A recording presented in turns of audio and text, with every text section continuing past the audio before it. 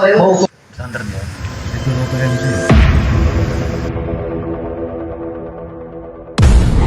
Tuh, Anda sudah naik. Silahkan update-nya. Satu orang lagi. Iya, Ada lagi satu. selamat malam semuanya. Ada satu lagi ada. Siapa nama kawannya tadi? Boleh dong yang dari yang teman saya ketik GAAPTI. GAAPTI. GAAPTI diketik di typing biar aku bisa lihat akunnya.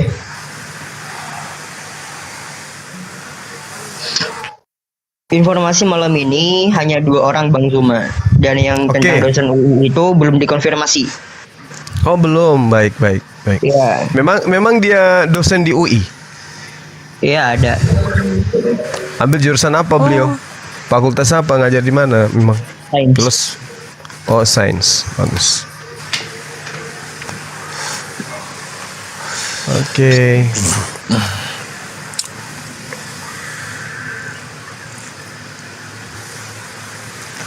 Kita tunggu-tunggu dulu ya teman ya. Dinda Neplos belum ada ya? Tadi Akhi Nevlos sama Stad Ali itu ini ready dia, standby sambil buka live gitu Gurunda. Tinggal panggil. Oh ya udah coba dikoneksi deh Dek. Info Dek. Siap. Kuba apa ini? Ini siapa Saya ini hubungi Kuba? dulu Nevlos bentar. Kubah hijau Gurunda. Yang kemarin ada Madu madunya, Kuba. sekarang madunya hilang. Pejuang lama. Oh iya. Mohon Di mana maaf. Bang? Bang Kuba di mana? Pasuruan. Pasuruan. Bukan.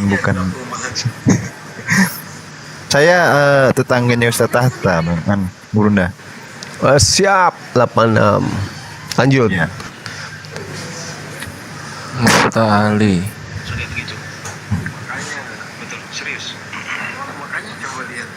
Oh, langsung disuruh naik. Dia udah CC. Cek. Assalamualaikum. Dia udah request namanya Wicos Memes tuh. Wicos Memes namanya. Dia udah request naik namanya Wicos Memes.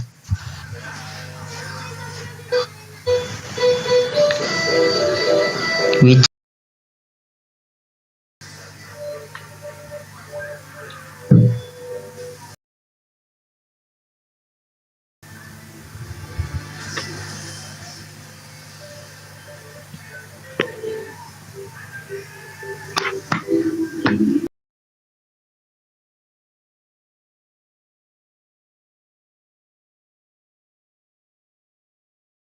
Pesan sudah disampaikan. Akhi Nevlos dan Stad Ali meluncur.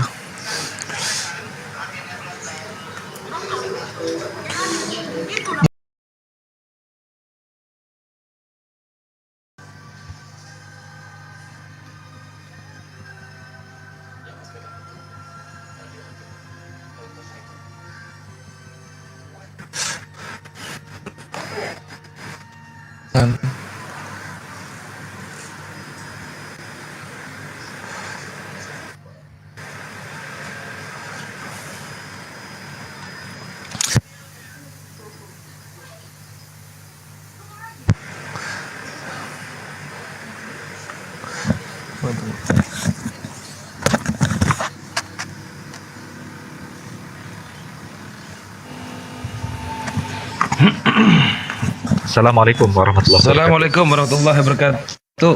Waalaikumsalam warahmatullahi taala wabarakatuh. Cep. Ya. Oke. Mungkin bisa kita mulai, ini udah pukul setengah ini. Teman-teman kita udah datang juga. Hostnya bagaimana? Diskusinya pakai timer atau gimana ini?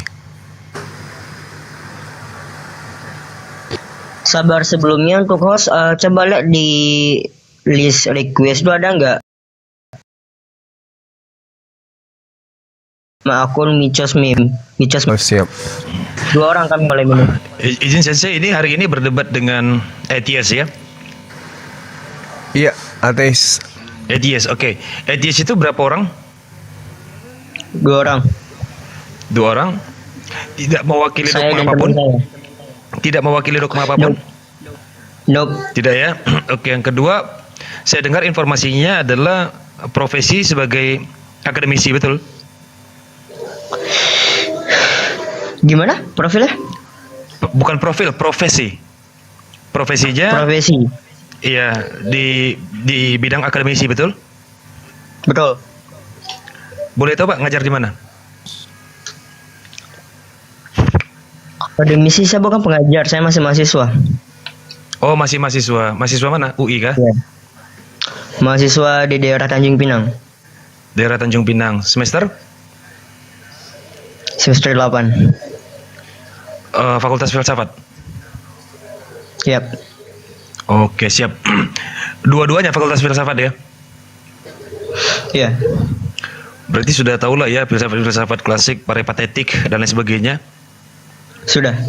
Siap. Oke, kalau beginos.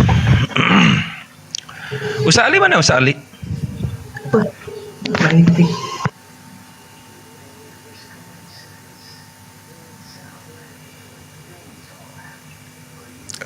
Bincang-bincang ringan kali ya, saudara Zeto. Kenapa kemudian ada keinginan untuk berdiskusi dengan kami ya, khususnya yang saya dapat japri dari Anda kemudian untuk nantang diskusi apa sebenarnya latar belakangnya gitu.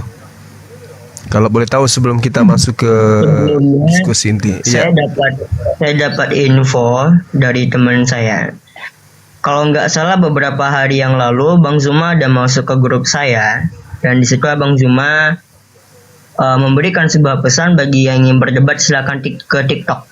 Jadi posisinya abang yang nantang, bukan saya. Oh, itu Laporan saya jelas ya masukkan saya di grup Anda siapa ya? Saya adminnya di situ. Terus ya masukkan saya siapa? Ya masukkan saya di grup itu siapa? Saya tidak tahu. Saya tidak bagian perekrutan. Nah itu dia masalahnya. Saya berpikir bahwa grup itu grup Oten. Oh no, bukan grup konten. Sorry. Ya, oke nggak apa-apa. Dan dari informasinya Bang Zuma yang nantang gitu. Iya, karena tadinya saya pikir itu adalah grup Oten.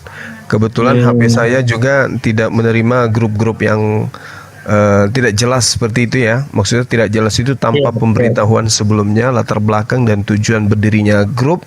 Seketika saya tiba-tiba dimasukkan. Jadi saya mengatakan yang mau berdiskusi dengan Bang Zuma silakan ke TikTok. Tadi pemikiran saya grup itu grup Oten gitu. Kok dimasukkan ke grup ateis? Tapi nggak apa-apa. Kita diskusi aja gitu. Kita siapapun kita layani untuk berdiskusi selama itu niatannya baik. Betul. Sebenarnya ada info yang masuk.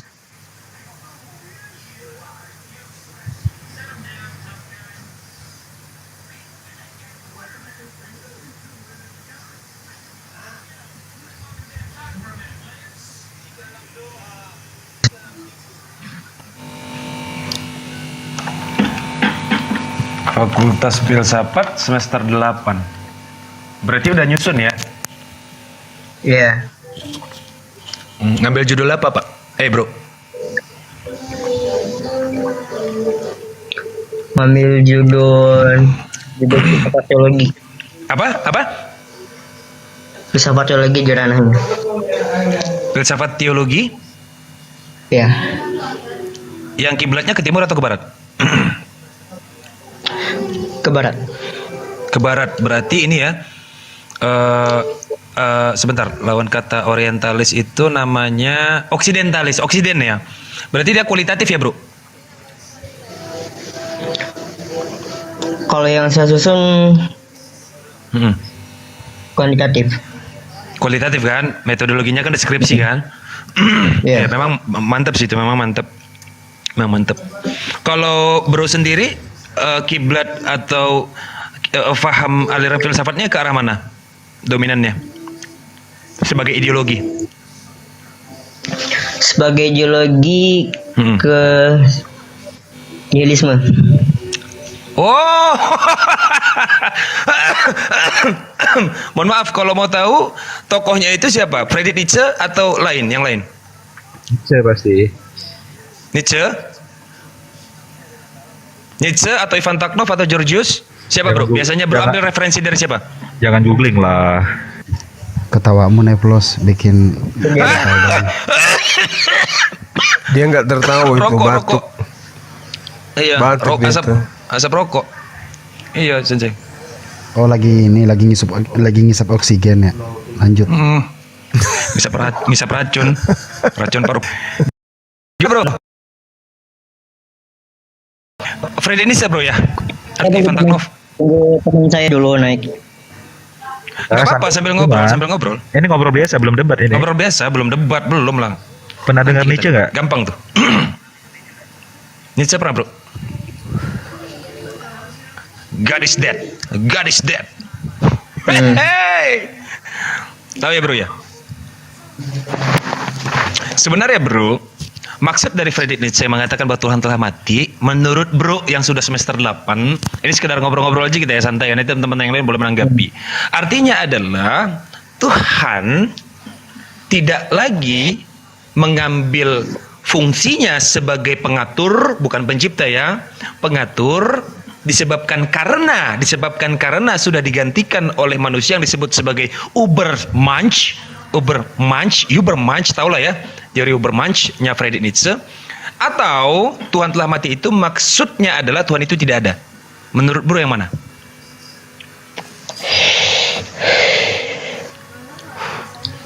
Harus tahu lah bro, gimana nanti di sidang. Nanti di sidang berat Berapa yang bro. kedua? Kedua ya bro. Iya. Siap bro, berarti bro harus baca ulang bro. Karena Siap. Saya juga masih belajar dan saya ingin berdiskusi Siap, di sini. siap bro. Pelan-pelan Pak Supir. Pelan-pelan Pak Supir. Sopir. Siap gaskan. Ini aku juga mau nanya. Zeto sebelum ateis, sebelum nggak punya Tuhan, Tuhannya siapa? Ya itu private bang, sorry bang. Oh gitu ya. Ya, private. Oke. Ya, private. Karena gini, pertanyaan yang haram bagi anak filsafat itu adalah ditanya agamanya. Benar nggak bro? Itu haram banget emang ditanya tuh. Nggak boleh ditanya tuh agama apa. Makanya Rocky Gerung tuh paling benci ditanya agamanya. Loh, Iya. itu paradoks nggak sih sebenarnya? Jadi ateis tapi ditanya agama, ya udah nggak, pasti nggak punya. Nggak, jadi Zeto sebelum menantang Bang Zuma berdebat, apakah pernah melihat komal-komal debat seperti ini?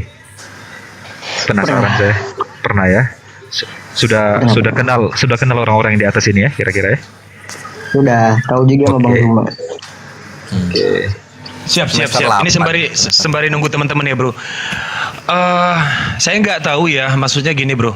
Alasan bro ingin ngajak dialog atau diskusi disebabkan karena ada satu peristiwa yang mendorong bro, atau mungkin karena ketertarikan bro melihat kegiatan virtual ini, debat lintas agama atau apa. Tapi yang mau Karena ketertarikan dan ingin belajar. Oh, ketertarikan karena ingin belajar dengan tema apa bro? Dengan tema apa Yang diusung oleh bang Zuma barusan di WA. apa itu temanya? Temanya, apakah Tuhan menciptakan manusia atau manusia menciptakan Tuhan? Oke, sebelum ke tema itu, Zeto, saya mau tanya ke kamu. Kamu kan membawa sebuah pandangan nihilisme. Apa perbedaan nihilisme dan skeptisme? Bisa nggak jelaskan Secara ke singkat kita? saya menjelaskan bahwa nihilisme adalah sebuah pandangan yang berakhir kepada kekosongan. Kalau skeptisme adalah suatu pandangan yang tidak mudah menerima. Gimana bro? Ini Nevlos ini alumni nihilisme ini. Oh, apa itu nihilisme? Itu adalah istilah yang baru pertama saya dengar malam hari ini. Malam-malam sebelumnya juga dengar.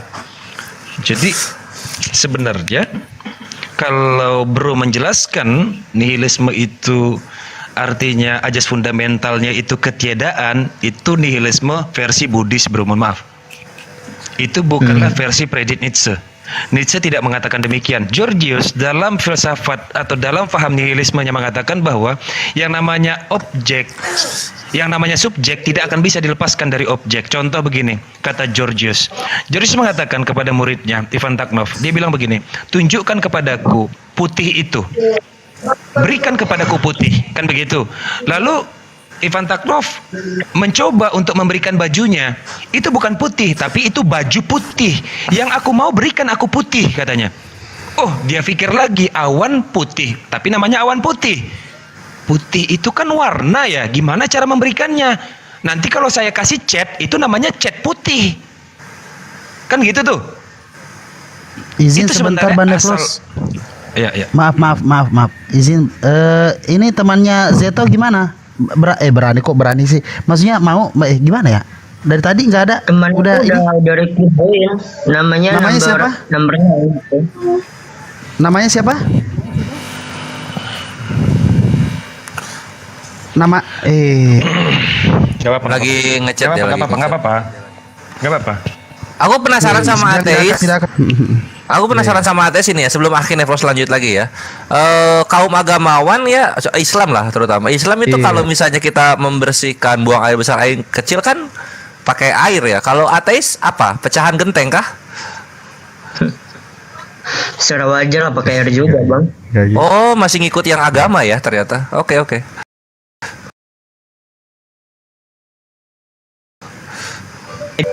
Sebentar. Number nggak ada number nih dari tadi.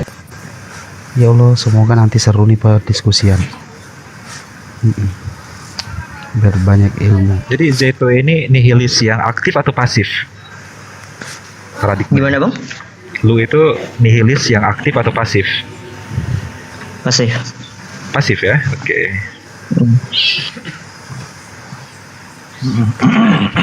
Memang unik sih Ustadz. Maksudnya kalau kita membedah soal filsafat kontemporer ini, memang menarik untuk diperdebatkan. Nantilah coba nanti ya kita masuk. Pernah baca buku Derrida, Bro? Derrida, Jacques Derrida. Kalau itu belum, Bang. Nah, Bro, Bro, ini saran dari saya ya, saran dari senior, Bro. Gini, Bro. Kalau mau tahu benar sebenarnya nihilis itu, ajas fundamentalnya di mana?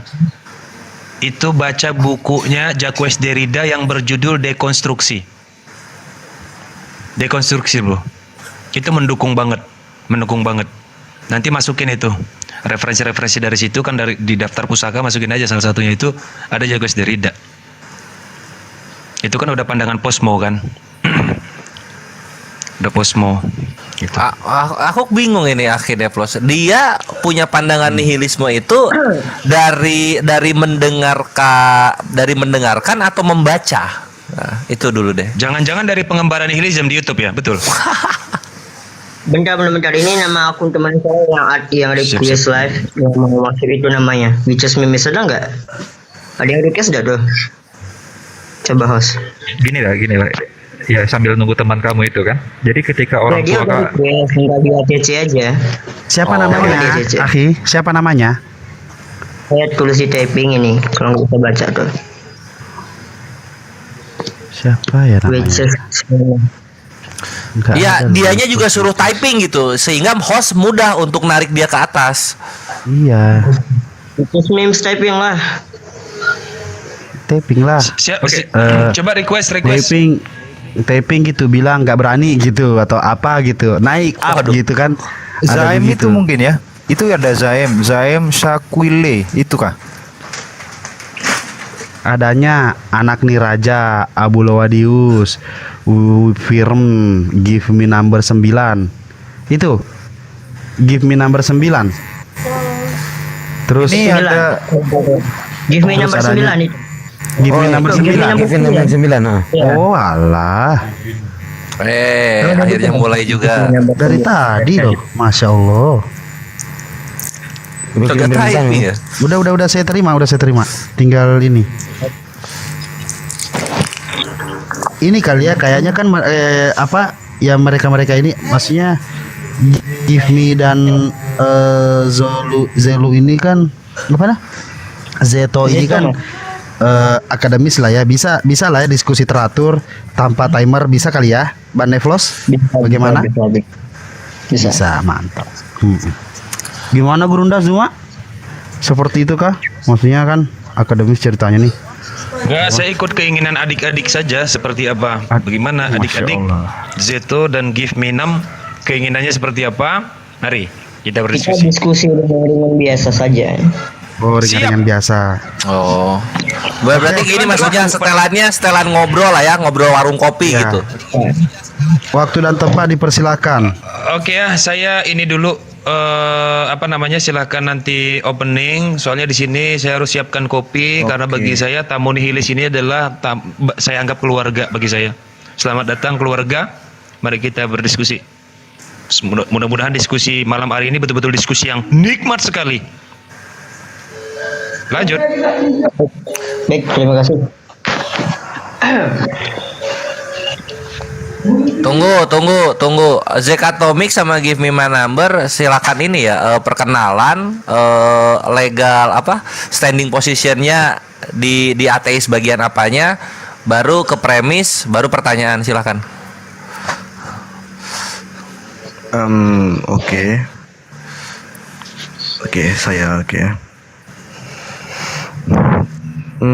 Saya sih dari grup gerakan utilitarianisme, yaitu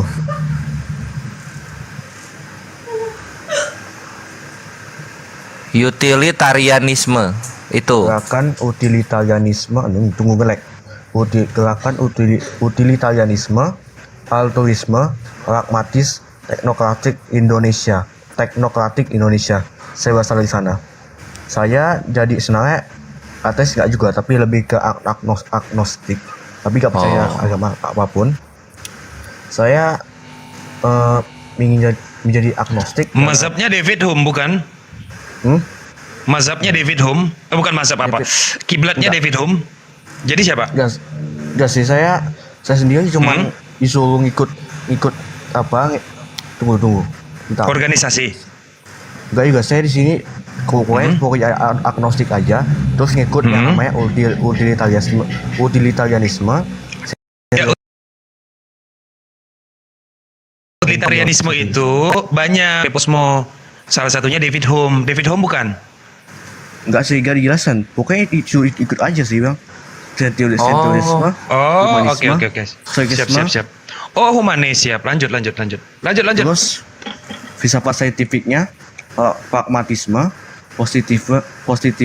positivisme, atau kadang terus filsafat politiknya, teknokrasi, demokrasi, liberalisme, internasionalisme atau globalisme, pasifisme, sekularisme. Itu saya sih baru join aja.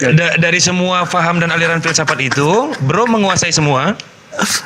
Gak baru disuruh belajar aja sama kawan. Disuruh belajar. Oke, yang bro kuasai yang mana?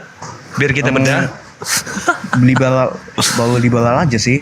Itu pun baru dasar-dasar aja. Oke, tema hari ini adalah Tuhan yang menciptakan manusia atau manusia menciptakan Tuhan. Bro dalam standing positionnya berada di posisi pro atau kontra? Lebih apa? Pro kemana? Pro Tuhan yang menciptakan atau manusia yang menciptakan Tuhan? Manusia. Pro-nya kemana? Manusia yang menciptakan. Manusia yang menciptakan Tuhan ya. Oke. Lanjut, silakan pembukaan. Silakan Bang Kores silakan atur. Enggak bener. Tadi kan akhirnya plus pengen tahu dulu lebih jelas soal legal standing position dia apa. Itu Give Me Number sama Zekatomic silakan dilanjut kepada premis dari topik kita, baru pertanyaan, silakan.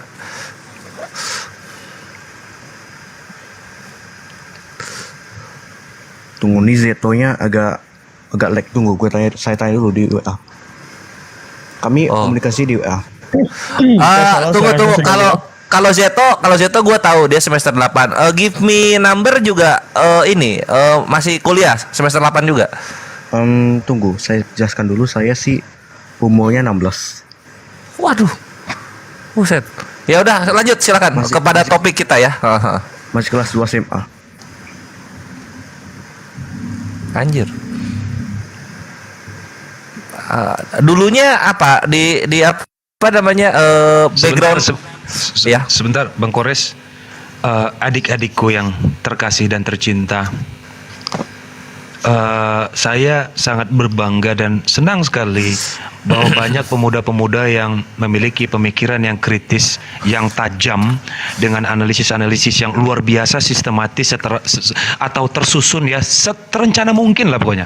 Itu sebuah gerakan peradaban yang luar biasa ya, karena jarang sekali saya temukan pemuda-pemuda yang masih usia 16 tahun udah berani masuk kepada wilayah-wilayah yang diskursusnya itu cukup kompleks, yaitu bab filsafat. Supaya abang-abang di sini merasa yakin, adik-adik, boleh nggak mulai dari Zeto atau Give Me Nam, coba berikan penjelasan singkat apa itu filsafat? Singkat saja coba. Filsafat itu apa?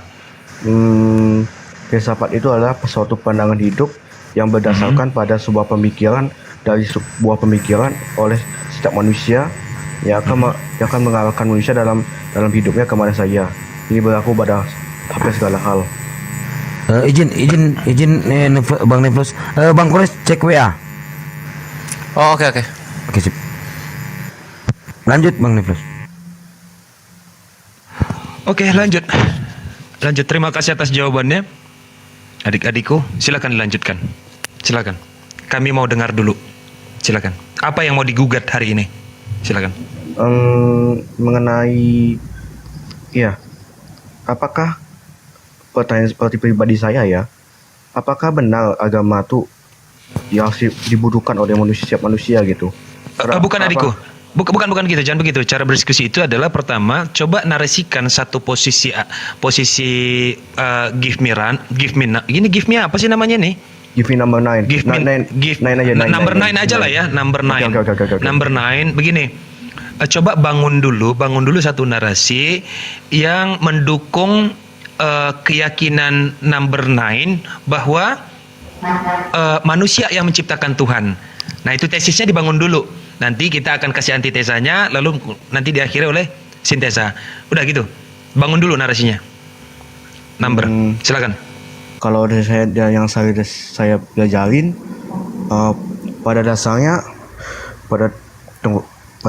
manusia tuh nggak butuh agama, karena ya dari penjelasan teman saya yang diajarkan ke saya, kalau pada dasarnya teokrasi atau agama menjadi ideologi negara, pada akhirnya akan selalu gagal. Dia membuktikannya dengan bilang tidaklah Irak, tidaklah negara-negara teokrasi yang pada akhirnya hancur. Lalu dia mempromosikan kepada saya mengenai utilitarianisme yang dianggap lebih sempurna daripada teokrasi ataupun paham agama apapun. Mengatakan kalau agama itu sebenarnya nggak dibutuhkan oleh manusia, karena ujung-ujungnya itu ideologi yang kaku, kuno, lalu juga hanya akan membuat ketimpangan sosial dan lain-lain, dan lalu kekerasan yang dibenarkan atas nama agama. Saya pun ketika jelaskan itu, ya saya terima aja tuh, dan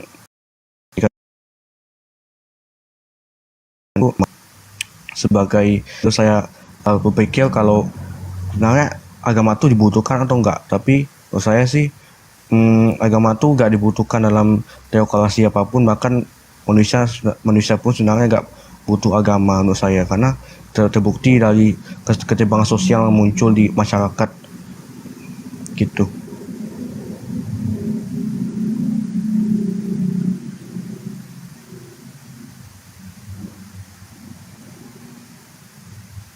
Gimana nih? Cek. Aku nanggapin boleh ya? Boleh. Nah gini ya, seperkembangan peradaban manusia, my brethren, dari awal peradaban sampai sekarang itu tidak keluar dari agama. Selalu agama, lalu peradaban gitu. Nah, baru abad-abad 19-20 nih, baru nih ada nih orang-orang yang tidak beragama lalu mencoba menyalah-nyalahkan orang yang agama.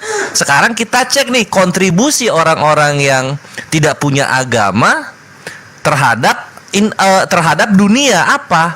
Oh, kita bisa lihat satu buktinya, Korea Utara. Cuma kayak gitu doang.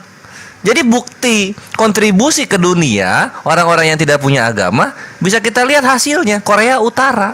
Kalau misalnya kayak begitu hasilnya tidak punya agama, ya ngapain dilestarikan gitu loh kawanku.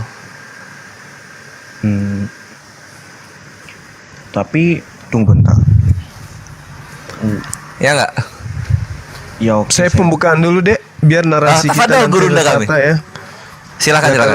Karena dalam perspektif pemahaman agama itu harus berdasar terhadap kekuatan akal, bahwa belum ada kekuatan di atas muka bumi ini, apalagi hanya spekulasi ya, yang bisa membunuh keberadaan Tuhan ya. Itu yang perlu dipahami. Saya mengawali sebelum diambil alih oleh adik-adik saya dari Muslim. Al-Quranul Karim menerangkan, Bismillahirrahmanirrahim, surah Al-Araf ayat 172, wa iz ahaza rabbuka min bani adam min zuhurihim zurriyatahum wa ashhadahum ala anfusihim alastu birabbikum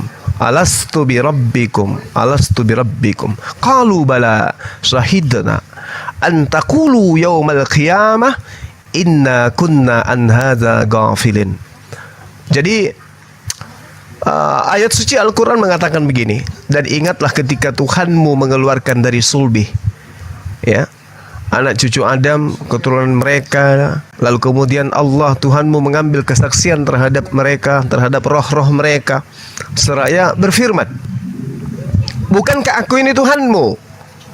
Mereka kemudian menjawab, betul, engkau Tuhan kami bersaksi, kami lakukan yang demikian itu, agar di hari kiamat kamu tidak mengatakan sesungguhnya ketika itu kami lengah terhadap ini. Narasi saya ingin bangun ya 1-2 menit ke depan untuk menjadi acuan diskusi kita. Jadi gini, apa yang diterangkan ayat suci Al-Quran ini?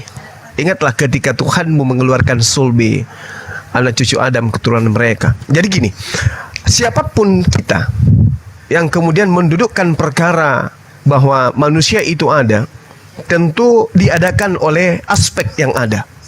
Nah, cuma nilai itu bergeser kemudian ketika pengetahuan, sains merubah kemudian, menggantikan kemudian kedudukan Tuhan dalam menjelaskan alam semesta. Itu poin pertama. Kemudian yang kedua, agama menjadi sebab pertikaian, seperti yang kemudian diterangkan ya, sedikit saya mendengarkan ada ungkapan seperti itu, agama menjadi sumber peperangan, agama menjadi sumber kekerasan. Kemudian adanya keburukan dan penderitaan manusia di muka bumi yang merupakan satu sinyal yang kuat yang kemudian dijadikan sebagai alat pembuktian bahwa Tuhan itu tidak ada bagi orang-orang yang kemudian memang tidak percaya kepada adanya Tuhan. Lalu kemudian tidak ada bukti material bahwa Tuhan itu ada. Nah, inilah aspek-aspek yang kemudian menjadi pola yang dibangun oleh teman-teman kita ateis untuk membantah keberadaan Tuhan. Tapi saya yakinkan kepada adik-adik saya yang ada di sini, Anda belum mampu mematikan akan adanya Tuhan.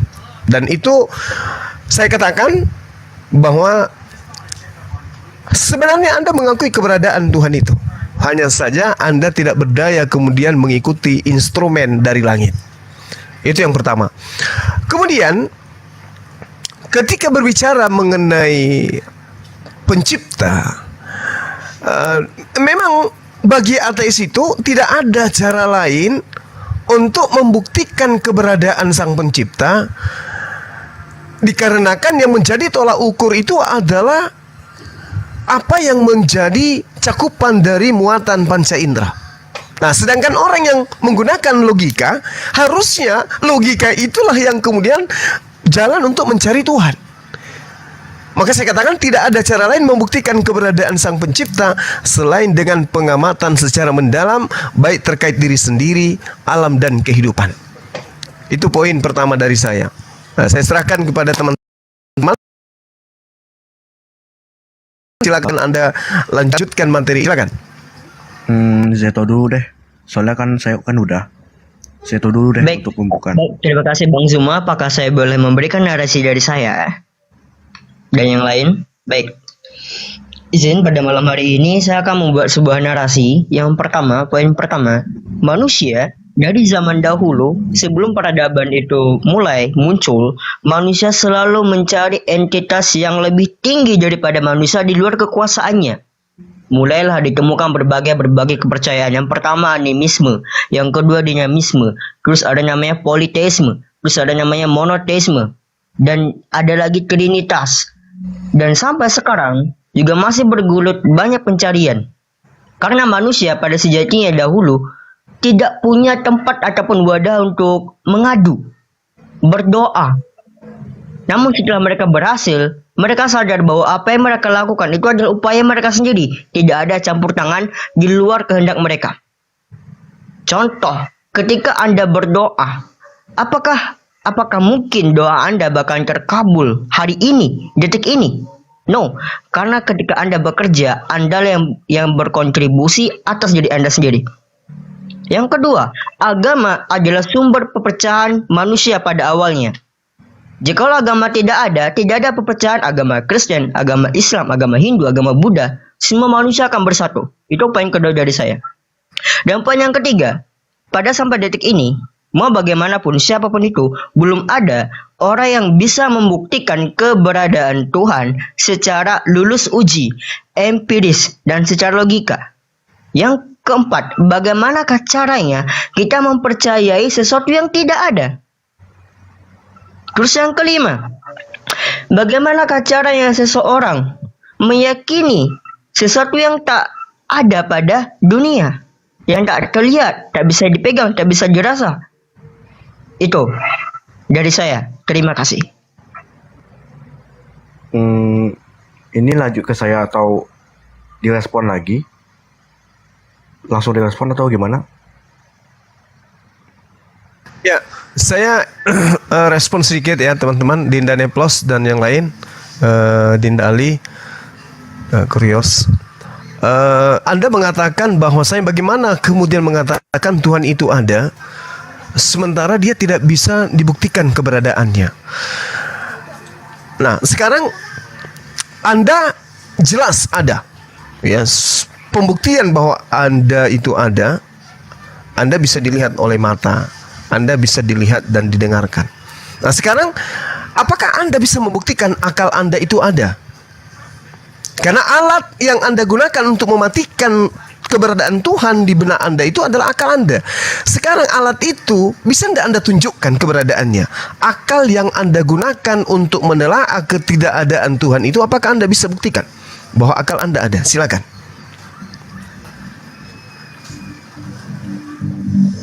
Baik, terima kasih Bang Zuma. Silakan. Akal sudah tentu ada. Kenapa saya bilang ada? Karena itu bisa diekspresikan. Anda bisa mengungkapkan sesuatu dari akal Anda. Ada perwujudan dari ekspresi tersebut. Ketika Anda berbicara, di situ Anda berpikir. Itu dari saya. Terima kasih. Akal boleh Anda tunjukkan? Akal Anda boleh Anda tunjukkan? Saya berbicara, tentu saya menggunakan akal. Di sini saya menunjukkan di mana akal saya. Wujudnya bisa Anda tunjukkan? Wujudnya boleh Anda tunjukkan ke kita? Wujud daripada akal memang dia tidak nampak secara kasat mata, namun dia dapat diekspresikan. Nah, Paham, bolehkah saya mengatakan bahwa Anda tidak punya akal? Oh tidak. Kenapa tidak? Masalahnya saya tidak lihat Anda punya akal. Akal Anda saya nggak lihat. Mana buktinya Anda punya akal? Nah, sekarang mana buktinya Anda punya Tuhan? Kalau saya balikkan begitu. Jangan tunggu, sabar dulu. Dimensi ini akan saya buat Anda bisa memahami tentang Tuhan saya. Sekarang Anda buktikan dulu Anda punya akal. Buktikan dulu Anda punya akal. Buktinya saya bisa berbicara, saya bisa memberikan ide dan gagasan. Inilah akal saya. Anda berbicara itu dengan aspek mulut mengeluarkan gelombang. Itu bukan akal, Bung. Tapi berbicara hasil dari berpikir. Nah, berarti Benar, akal itu tidak berwujud. Tapi bisa ditunjukkan. Apa yang Anda bisa tunjukkan? Apa Presentasinya akal? adalah saya berbicara. Maka Iya. saya berakal. Anda berbicara dengan mulut. Anda berbicara dengan mulut. Mana wujud akal Anda? Saya ingin tahu.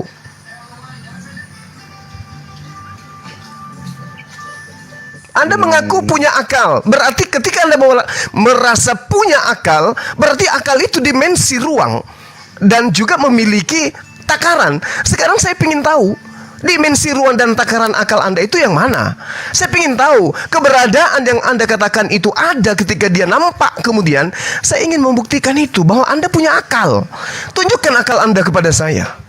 Jangan Anda mengatakan bukti keberadaan akal saya bisa berbicara. Oh no, itu nggak bisa dijadikan sebagai acuan. Sebagaimana Anda mematikan Tuhan, seperti itu juga saya akan mematikan akal Anda. Tolong tunjukkan, silakan.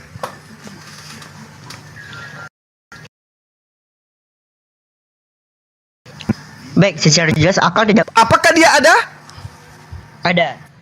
Mana buktinya?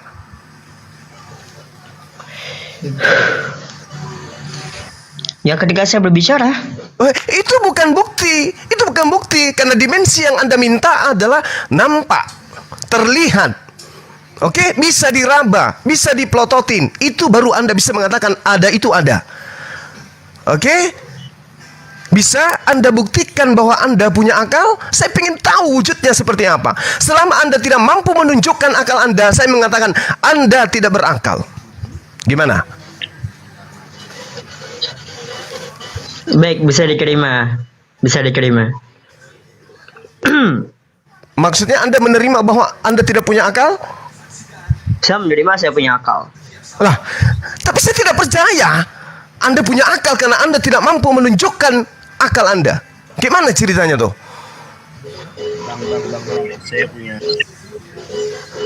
Ayo dong, tunjukkan akal Anda. Buka kamera, perlihatkan akal Anda wujudnya seperti apa. Segitiga, segi empat, atau crude dan seterusnya. Saya tak bisa Silakan. menunjukkan akal saya. Gimana? Saya tak bisa menunjukkan akal saya. Anda tidak mampu menunjukkan akal Anda. Apakah berarti orang lain bisa mengatakan Anda tidak punya akal?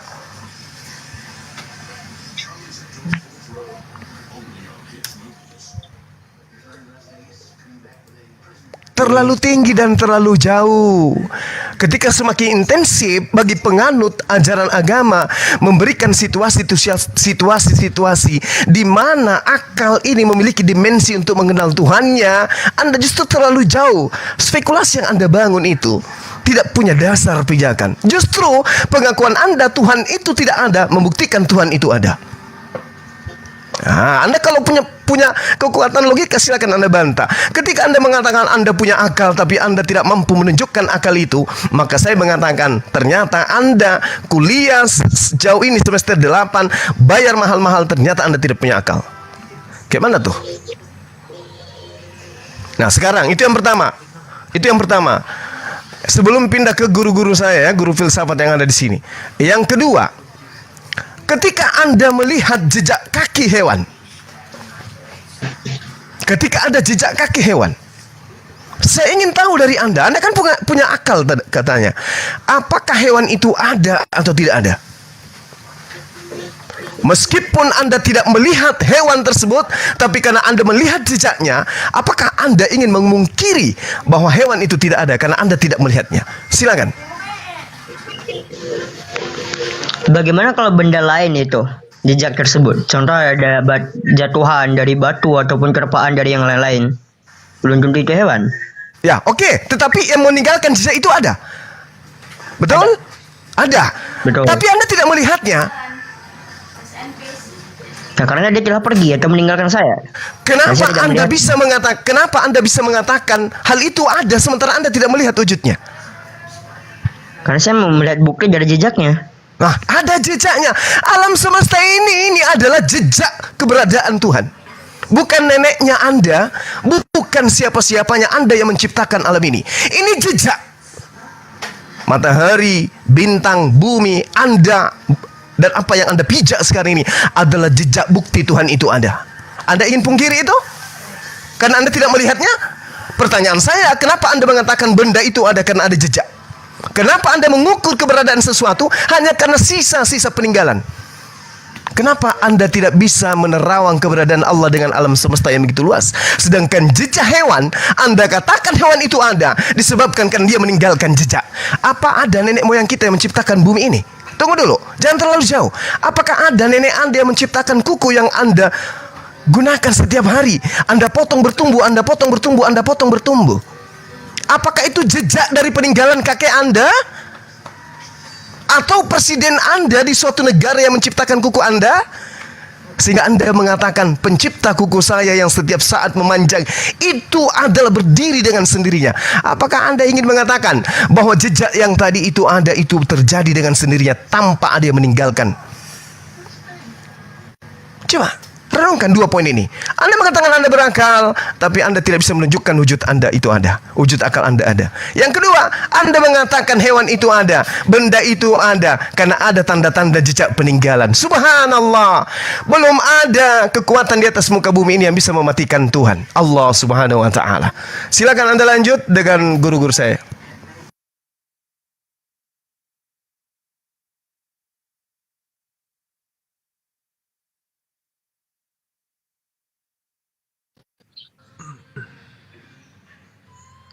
Halo Zeto, Iya, halo. masih di sini ya? Masih dong, masih. Oke, saya ingin mengkritisi, mungkin bacaan Zeto harus berkembang lagi bahwa peradaban tentang eksistensi Tuhan yang Anda ceritakan tadi di awal itu adalah pengetahuan umum sekali yang sangat mendasar itu. Tapi alangkah baiknya sekali-sekali juga rekreasi kepada bacaan-bacaan yang lebih berkelas seperti The Origin of the Idea of God karyanya Wilhelm Smith itu. Bahkan dia mengatakan dalam sebuah penelitian yang dia bahwa awal kepercayaan manusia itu adalah monotheism, bahwa adanya prima causa atau causa prima, ada penyebab utama dari segala keberadaan yang eksis dalam alam semesta ini. Ada eksistensi pencipta di sana. Dan itu adalah kepercayaan mula-mula manusia. Anda pernah dengar buku itu nggak kira-kira? Pernah. Pernah dengar nama yang saya sebutkan? Wilhelm Smith? Itu saya belum sampai, Bang. Oke, jadi kalau dalam bahasa Islam kami mengistilahkan dengan istilah fitrah atau natur dari filsafat kehidupan manusia, bahwa manusia itu berada dalam natur yang sama, yaitu mempercayai adanya satu eksistensi yang superior di atas mereka. Dan itulah monotheism. Dan itu adalah kepercayaan mula-mula manusia, bahwa manusia tahu bahwa tidak mungkin yang ada tiba-tiba ada tanpa ada yang mengadakannya. Dan saya akan menguji Anda untuk mempertahankan tesis Anda atau premis Anda bahwa segala sesuatu itu bisa ada tanpa ada yang mengadakannya. Anda siap masuk ke situ? Paham. Tapi kalau kita bahas akal lagi ya, akal itu bisa diwujudkan dengan cara kita berpikir, terus diaplikasikan dengan kita menulis. Itulah wujud akal. Benar atau tidak? Kita lagi bicara Tuhan, Dek. Anda sedang men-challenge Tuhan sekarang. Saya akan membawa narasi Anda lebih berkembang dari itu. Baik, silakan lanjutkan. Pernah belajar aritmatika? Belum. Aritmatika tahu ya? Itu adalah hitungan dasar, penjumlahan, pembagian, pengurangan, perkalian. Udah ada kalau itu. Ini bagus ini bagus adikku. Adik-adik dengar, ini bagus. Ini bagus banget ini. Yang bakal dijelaskan, ini udah tak prediksi, yang bakal dijelaskan oleh Abang Mata Ali ini adalah ajas yang paling dasolen. Silakan Mas Ali. Ini tapi kalau hati-hati ini nggak akan ngerti nih. Silakan. Tersebut. Enggak, ini bukan belajar matematika. Silakan. Oke. Dalam filsafat bilangan kita mengetahui ada bilangan 1, 2 dan seterusnya ya. Sebelum saya masuk kepada pertanyaan yang lebih mendasar, saya ingin uji kamu dulu. Angka 1 datangnya dari mana? Silakan. 0,9. Hah? Enggak ada gitu. Enggak lah, jangan gitu. Itu enggak ada. 0,9 itu hasil pembagian, namanya pecahan. Itu adalah pecahan. Tadi siapa yang jawab? 9 ya? 1 tanpa sebab. 1 tanpa sebab, bagus. 1 tanpa sebab. Saya. Jika satu datang tanpa sebab, sedangkan 2 adalah proses 1 tambah 1, begitu juga angka seterusnya, maka angka 1 datang dari mana, Zeto? Ya karena 1 tuh hadir tanpa sebab. Tanpa dari 2, tanpa dari 3. Astagfirullahaladzim, Dek. Ya Allah, dari tadi sebenarnya gue mau ngomong, cuman lanjut. Selamat datang di kebenaran, sayangku. Tinggal. Begini loh, Dek. Ya. Apa ya? Jadi Sebagai gimana ya, Ban Neplos? Lanjut deh, Ban Neplos, nggak apa-apa. sudah paham ya, itu clue sebenarnya, itu clue bahwa ternyata tidak selamanya keberadaan itu berasal dari satu proses, tidak selamanya. Buktinya kalau kita belajar soal desimal, dahulu peradaban Babilonia menggunakan rumus heksagesimal, varinumeriknya itu 60, sehingga mereka bisa menemukan astronomi. Lalu lahir postulat baru, yaitu bilangan desimal 1, 9, 0 sampai 9, lalu balik lagi ke 0. Nah, jeda antara 0 ke 1 itu there's no reason, gak ada alasan. Tapi dari 1 ke 2 ada alasan. Sebab 2 itu 1 tambah 1. Sebab 1 tidak ada. 0 itu lebih berat lagi. 0 itu lebih berat lagi. 1 itu adalah pertama. Pertama ya. Tapi 0 adalah awal. Ternyata awal dari keberadaan adalah ketiadaan. Kan begitu? Yang dimana dari ketiadaan itu tiba-tiba menjadi ada. Dalam matematika terbukti ada sesuatu keberadaan yang tanpa proses. Ternyata ada untuk hal yang sekecil itu, gitu. Nah, ini yang menyebabkan paradigma berkembang mulai dari zaman-zaman filsafat di era Yunani ya, yang dahulu mereka mengalami permasalahan untuk menentukan siapa sebenarnya kausa prima atau di ultimate truth. Apakah benar-benar ada transcendence itu yang tak terlihat tapi berkuasa? Kan begitu? Lalu muncul pemikiran-pemikiran mulai dari materialisme yang sifatnya itu monistik, monoteis, monistik. Tidak cukup ternyata hanya monistik, bukan hanya kita yang ada. Ternyata ada yang lain, jangan-jangan. Kan begitu? Lahirlah dualisme atau dualistik. Lahir lagi nanti, tidak bisa itu subjektif, tidak bisa dibuktikan. Wah, ternyata pengalaman tidak cukup, a priori dan a posteriori. Nggak bisa ilmu itu hanya dari pengalaman, tetapi pengalaman yang melahirkan ilmu, kan gitu. Empirisme. Nggak bisa pengalaman melahirkan ilmu dulu baru bisa praktek. Lahirlah rasionalisme. Lalu kemudian kedua-duanya salah, itu dikritik. Lahirlah filsafat kritisisme. Wah, kritisisme juga enggak bisa karena kritik itu sifatnya subjektif. Lahirlah idealisme. Wah, idealisme itu ternyata enggak mempengaruhi apapun. Itu kan adalah hal-hal yang sifatnya ideal, yang ketentuannya itu berdasarkan kesepakatan. Lahirlah filsafat-filsafat Renaissance, kan begitu. Wah, Renaissance juga berkata bahwa kita harus bertengkar dulu nih soal keberadaan dan ketiadaan. Apakah yang tidak nampak itu tiada? Bagaimana dengan angin? Lahirlah filsafat eksistensialisme. Wah, ternyata eksistensialisme itu, keberadaan itu juga tidak bisa dikatakan utuh. Kenapa? Karena satu keberadaan terdiri dari berbagai macam keberadaan yang lain. Kan begitu? Lahirlah esensialisme. Ini banyak lagi. Belum lagi masuk fenomenologi, Thomisme, pragmatisme, belum lagi filsafat-filsafat analitik, strukturalisme, poststrukturalisme, dekonstruksionisme yang dituliskan oleh Jacques Derrida. Ini bab yang panjang, adikku. Ini bab yang panjang.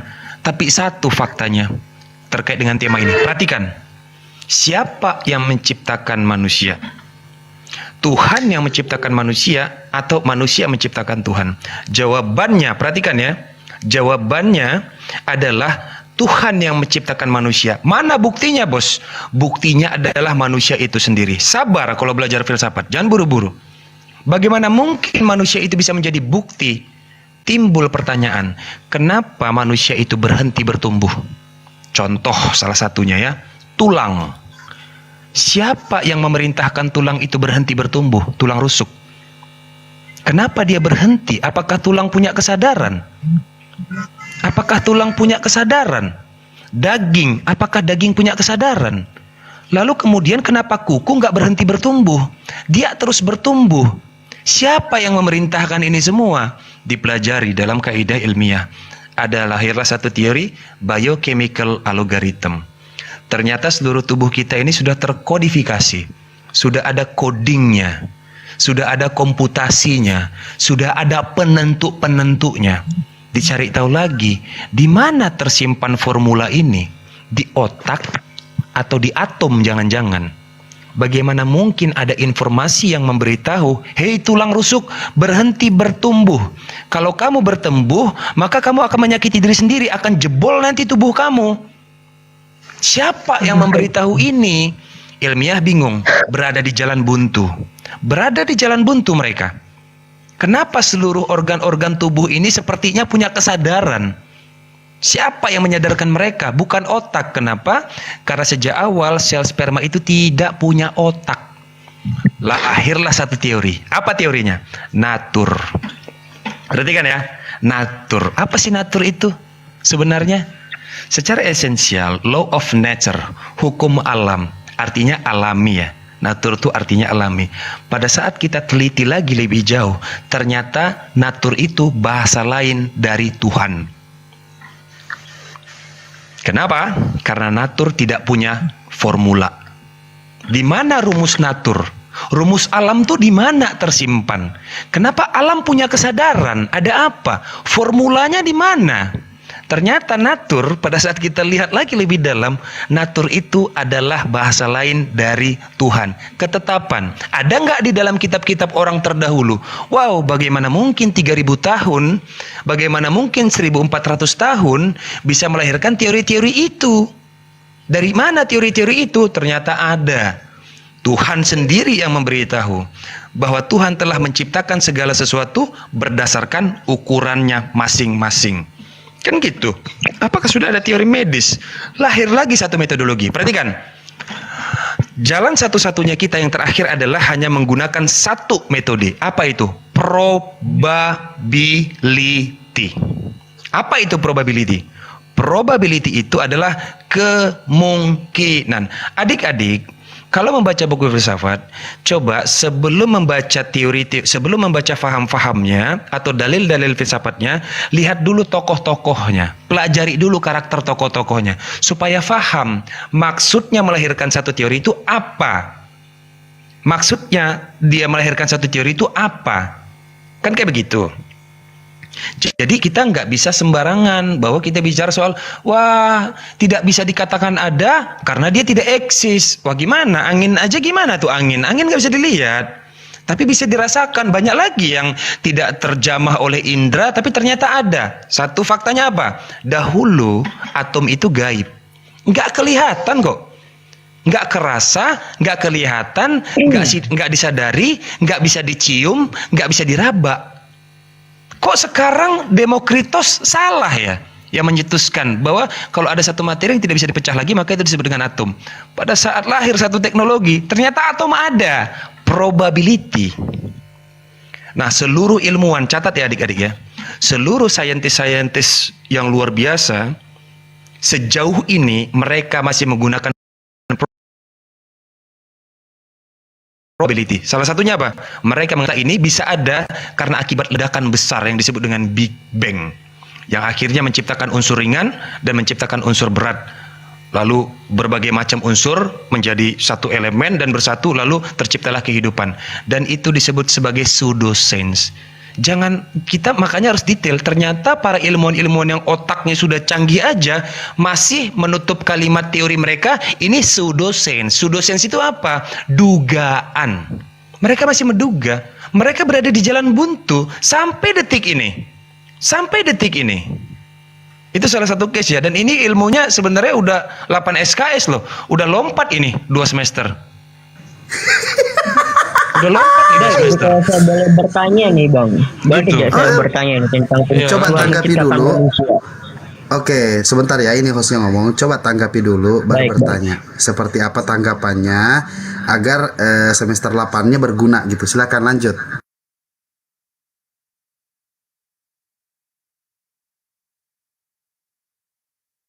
Silakan dilanjut Bang, silakan.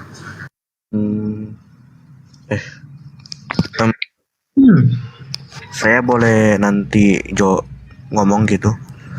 Nggak apa-apa kalau teman abang lagi ini lagi keluar dulu dari perangkat. Nah, silakan Anda langsung tanggapi aja. Silakan. Saya ingin berbicara soal, pertama saya tegaskan dulu, saya ini sebenarnya bukan ateis, tapi saya lebih ke agnostik. Saya percaya ada Tuhan, tapi saya Buktikan adanya Tuhan juga. enggak. Saya percaya Tuhan, cuma saya tolak, saya ragu dengan agama yang saya imani sebelumnya. Jadi pertanyaan saya pertama itu, kenapa kafir harus masuk neraka walaupun baik gitu?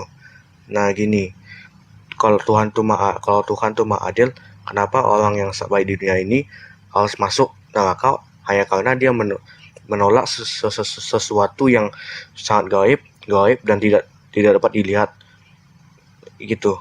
Kenapa orang baik yang nggak baik tapi kafir harus masuk neraka? Kenapa nggak dimasukkan ke dalam alam ketiadaan aja gitu?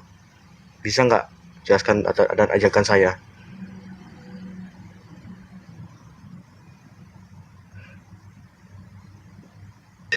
Oke, itu dalam filsafat teologi disebut dengan catat ya baik-baik, itu istilahnya disebut dengan dilema Epikurus.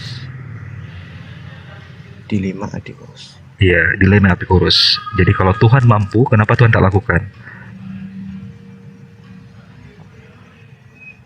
Itu adalah sebuah diskusi klasik yang telah lama dibahas itu, Dek. Oke. Ini kalian dapat ilmu penting malam ini. Baik. Tolong ajarkan saya sebagai anak muda yang dianggap telah sesat gitu. Tolong jelaskan.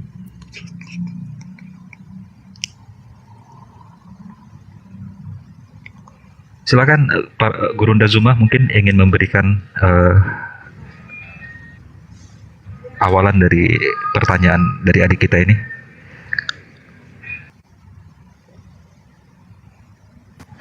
Iya, jadi pertanyaan sederhananya kemudian adalah, kenapa kemudian orang kafir itu diberi upah neraka? Jadi gini, ketika kita berbicara mengenai sebab akibat, ya kekuatan akal tidak bisa kita sepelekan di situ untuk bekerja dan memahami itu. Tuhan memberikan gambaran, itu sudah jelas itu. Al-Quran lebih utama mengemukakan inna kullu syai'i khalaqnahu biqadar. Jadi semua aspek yang ada dalam kehidupan manusia itu Tuhan sudah berikan. Nah inilah buktinya bertuhan. Sehingga kita bisa tahu bahwa apa yang dihasilkan daripada sebab, ya,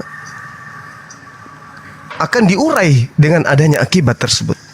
Nah, jadi ketika ada perintah, lalu kemudian perintah itu dilanggar, itulah sebabnya kemudian. Jadi keberadaan manusia dicipta dengan akal, seperti yang saya gambarkan tadi di awal. Anda tidak mampu menunjukkan akal itu, tapi akal itu ada. Begitu juga Tuhan.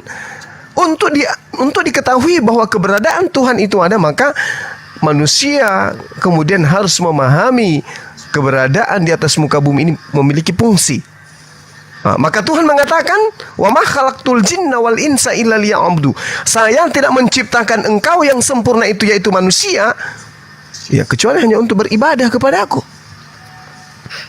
Jadi ada dimensi seperti yang diterangkan oleh Dinda Neplos barusan. Ada hal yang mengatur, ada kekuatan yang mengatur segala aspek yang ada pada diri manusia. Kita nggak usah terlalu jauh ke alam semesta. Ya, bagaimana kemudian gigi ini bisa rata? Bagaimana kemudian bibir atas dan bibir bawah itu tidak tukaran tempat? Bagaimana kemudian struktur wajah kita ini, lubang hidungnya mengarah ke bawah, bukan mengarah ke atas, dan seterusnya dan seterusnya. Ini siapa yang melakukan ini? Kalau bukan Tuhan. Dan aspek ini kemudian Allah minta pertanggungjawaban. Diberikan akal cipta untuk kemudian dijadikan sebagai instrumen di dalam menemukan kebenaran itu. Ketika ada perintah misalnya, maka apa yang Tuhan inginkan? Kita mentaati perintah itu. Ketika perintah itu datang, lantas kemudian kita tidak ikuti instrumen daripada apa yang menjadi cakupan perintah, maka di situ kita dianggap melanggar.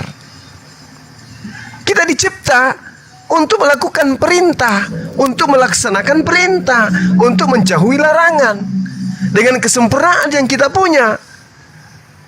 Ya, dengan kesempurnaan yang kita punya, dan ini tidak berlaku kepada makhluk lain. Ini berlaku kepada manusia yang dicipta dalam bentuk fi aksani takum, dalam bentuk yang sempurna, dikasih akal, kemudian tidak seketika diberikan sebuah hukuman tanpa diberikan sebuah jalan. Ada jalan yang harus ditempuh untuk selamat. Ada jalan yang kemudian menjadi acuan untuk orang itu tidak tersiksa di dalam kehidupannya. Justru dengan adanya ancaman dari Allah, itu bukti kasih sayang Allah kepada manusia.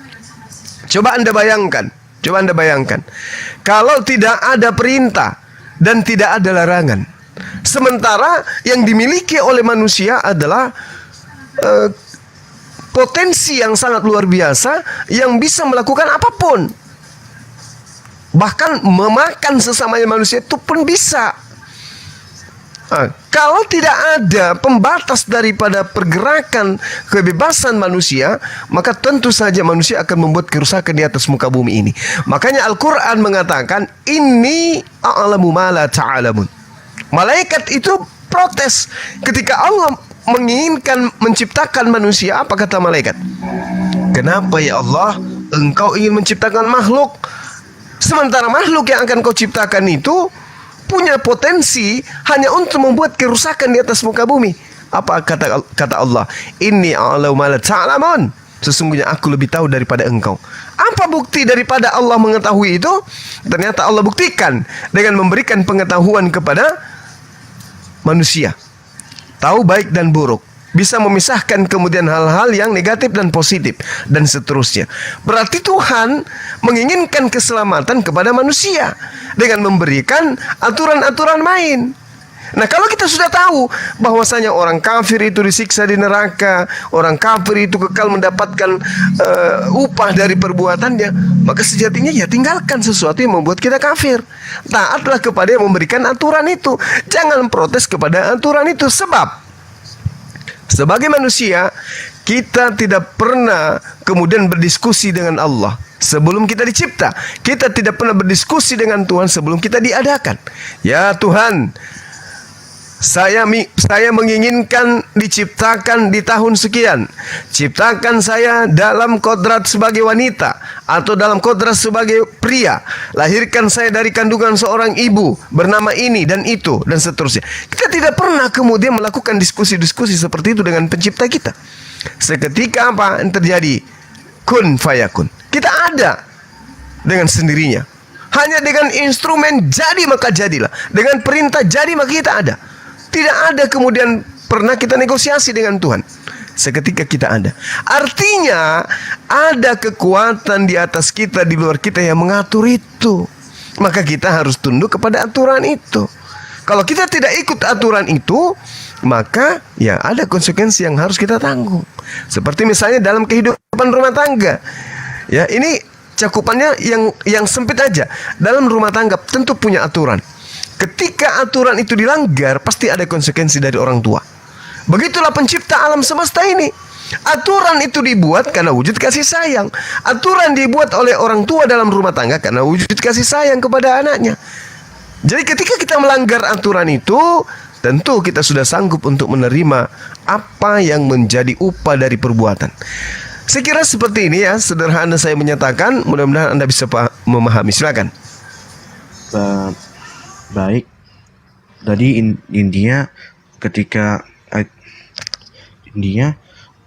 Tuhan dibutuhkan bagi manusia, dan serta hukum-hukum Allah diturunkan agar sebagai bentuk kasih sayang kepada manusia. Oke.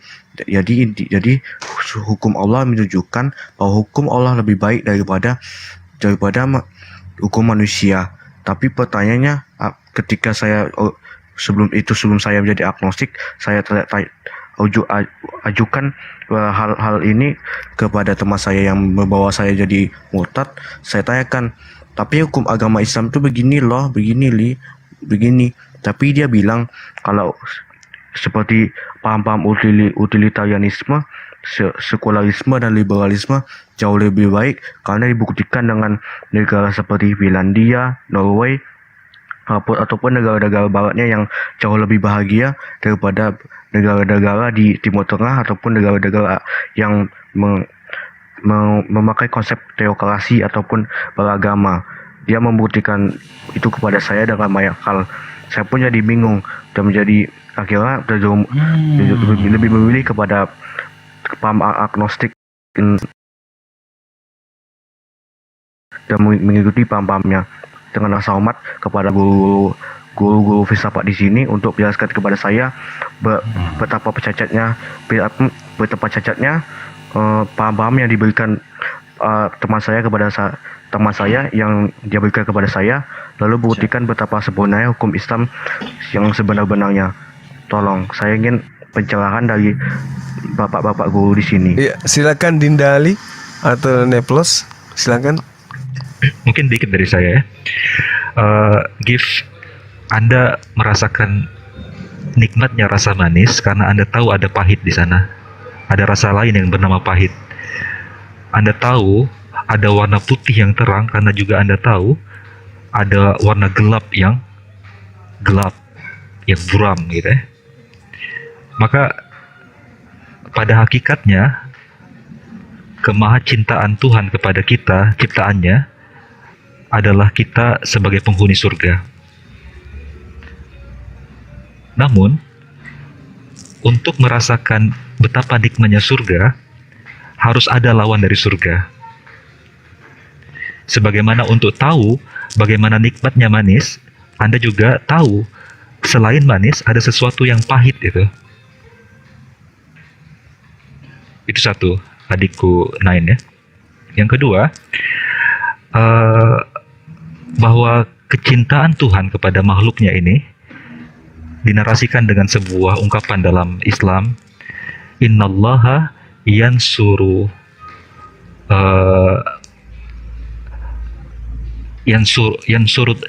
adilin walau kana kuffaran wala yansurul muslimin adh-dhalimin walau kana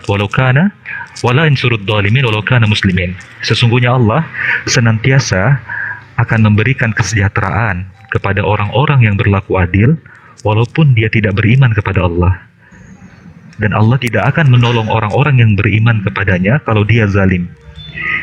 Ini adalah hukum keadilan Tuhan, bahwa Allah Subhanahu wa Ta'ala memberikan sebab akibat dalam kehidupan dunia ini. Dan itu juga sebagaimana narasi Allah dalam surat Al-Qari'ah, faman ya'mal misqala dzarratin khairan yarahu wa man ya'mal misqala dzarratin syarran yarahu.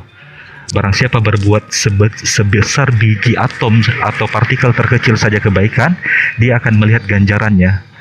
Yara, dengan kata yara di situ. Yara itu kata para ulama Islam adalah melihat dengan matanya di dunia dan di akhirat. Maka kebaikan tersebut akan berbuah dalam kehidupan dunia dan di akhirat. Begitu juga keburukan yang disebabkan oleh tangan dan ambisi manusia, dia akan melihat akibatnya. Disempurnakan dengan narasi Allah Subhanahu wa Ta'ala dalam surat Al-Mulk ayat kedua. Alladzi khalaqal mauta wal hayata liyabluwakum ayyukum ahsanu amala. Allah yang menciptakan kehidupan dan kematian untuk menguji kalian manusia, siapa yang terbaik amalannya. Jadi dengan kapasitas manusia yang begitu sempurnanya ini, dengan kapasitas berpikir dan akalnya sebagai anugerah membedakan kita dengan makhluk yang lainnya seperti binatang, maka pertanggungjawaban atas nikmat pikiran tersebut adalah apakah kita bisa mengaplikasikannya untuk melihat esensi kehidupan kita ini untuk apa.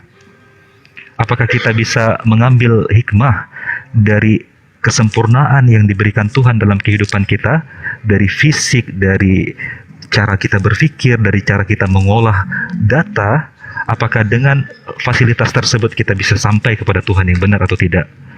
Maka Nain, kecerdasanmu adalah sebuah anugerah dari Tuhan untuk kau pergunakan agar kau sampai kepada sejatinya tujuan kehidupanmu. Dan Bang Zuma telah menyebutkan tadi, apa hakikat tujuan kehidupan kita? Wa ma khalaqtul jinna wal ins illa liya'budun. Tidaklah Allah ciptakan kita, bahkan juga bangsa jin, kecuali untuk mengabdi kepada Tuhan. Karena kita adalah budaknya, karena kita adalah ciptaannya, karena kita adalah makhluknya. Maka sekali lagi, kapasitas berpikirmu yang cerdas tersebut pergunakan agar engkau sampai kepada titik di mana engkau tahu siapa dirimu, maka engkau akan tahu siapa Tuhanmu. Silakan yang lain. Baik, tapi mengenai dengan bagaimana dengan paham-paham yang sudah diajarkan teman saya yang buat saya murtad itu kepada saya seperti itu yang tadi saya sebutkan tadi di awal. Adikku, perhatikan deh. Baik. Semua yang hadir di sini itu laki-laki, dan semua yang hadir di sini itu memiliki berbagai macam pengalaman hidup. Salah satunya pengalaman yang sedang adikku ini alami, ya. Perhatikan ya. Di dalam agama kita, agama Islam, Allah berkata begini. Perhatikan, luar biasa sekali, indah sekali. Ini ayat favorit abang, ya. Bismillahirrahmanirrahim. Innama mathalul hayatud dunya. Sesungguhnya perumpamaan kehidupan dunia itu, perumpamaan dunia. Sesungguhnya perumpamaan kehidupan dunia itu, kama, hanya seperti air hujan yang kami turunkan dari langit. Fakhtalata bihi nabatul ard. Lalu tumbuhlah tanaman-tanaman bumi dengan subur karena air itu. Mimma yaqulun nasu wal an'am. Di antaranya ada yang dimakan manusia dan hewan ternak. Lalu Allah berfirman lagi, hatta idza akhadatil ardu zukrufaha, hingga apabila bumi itu telah sempurna keindahannya, wazayyanat, dan berhias, wa zanna ahluha annahum qadirun 'alaiha, dan pemiliknya mengira bahwa mereka itu pasti menguasai tanaman-tanaman itu, ataha amruna lailan, datanglah kepadanya azab kami pada waktu malam ataupun siang, aw naharan faj'alnaha hasidan ka'an lam taghna bil ams, dan kami jadikan tanaman-tanamannya seperti tanaman yang sudah disabit ya, seperti dihilangkan. Kadzalika nufassilul ayati liqaumi yatafakkarun. Demikianlah kami menjelaskan tanda-tanda kekuasaan kami kepada orang yang berfikir. Yatafakkarun, kepada orang yang berfikir di situ. Ya. Lalu ternyata adik-adik luar biasanya, ya, yang adik-adikku ini sedang alami sekarang, ternyata sudah dialami oleh orang-orang yang jauh sebelum kita, dari zaman Nabi Adam. Catat ya, tadi tulang itu tumbuh siapa yang memerintahkannya untuk berhenti bertumbuh? Bukan otak, jawabannya. Bukan otak. Yang memerintahkan otak siapa untuk berpikir? Siapa yang menyuruh otak untuk berpikir dan berhenti berpikir? Siapa? Kan begitu kan? Ini didustai. Datanglah faham-faham itu. Tidak mungkin, tidak ada.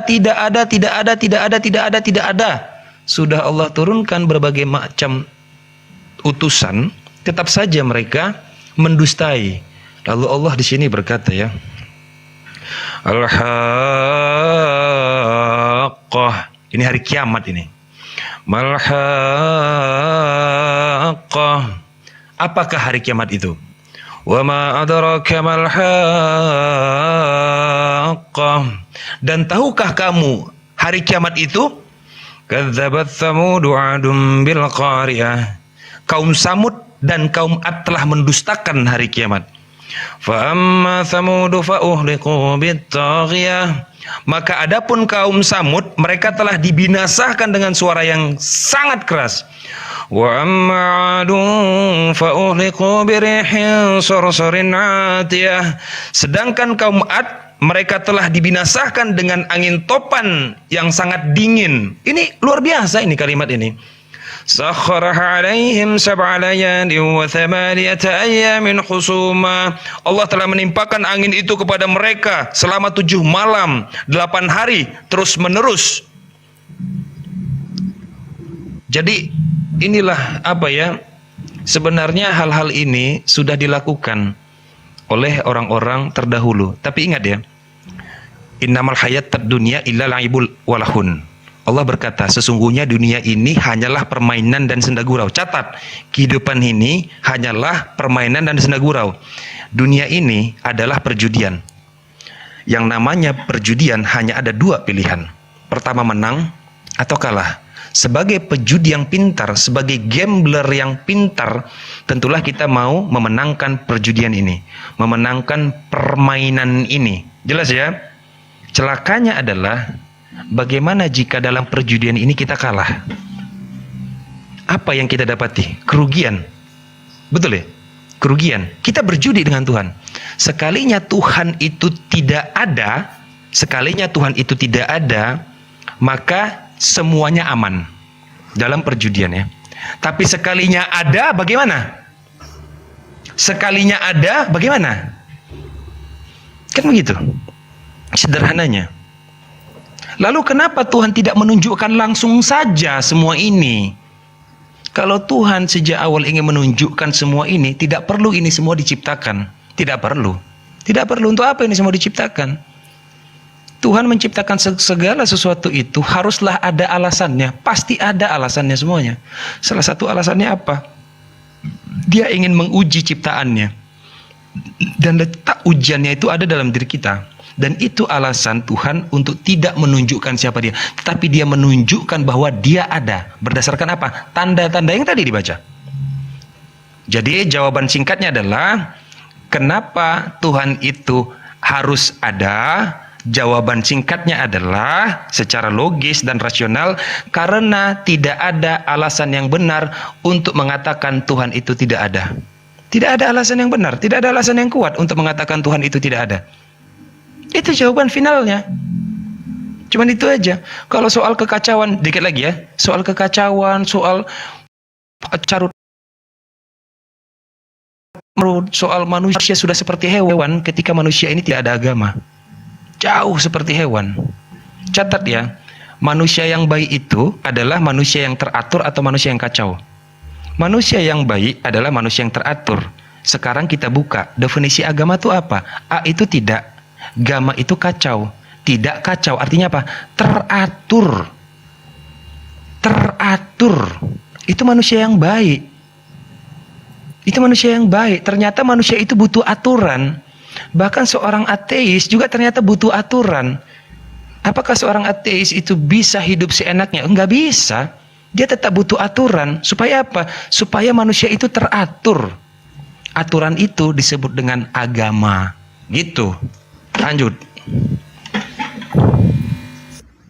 Apakah saya boleh bertanya, izin abang-abangku sekalian pada malam hari ini? Ya udah, dia dulu deh.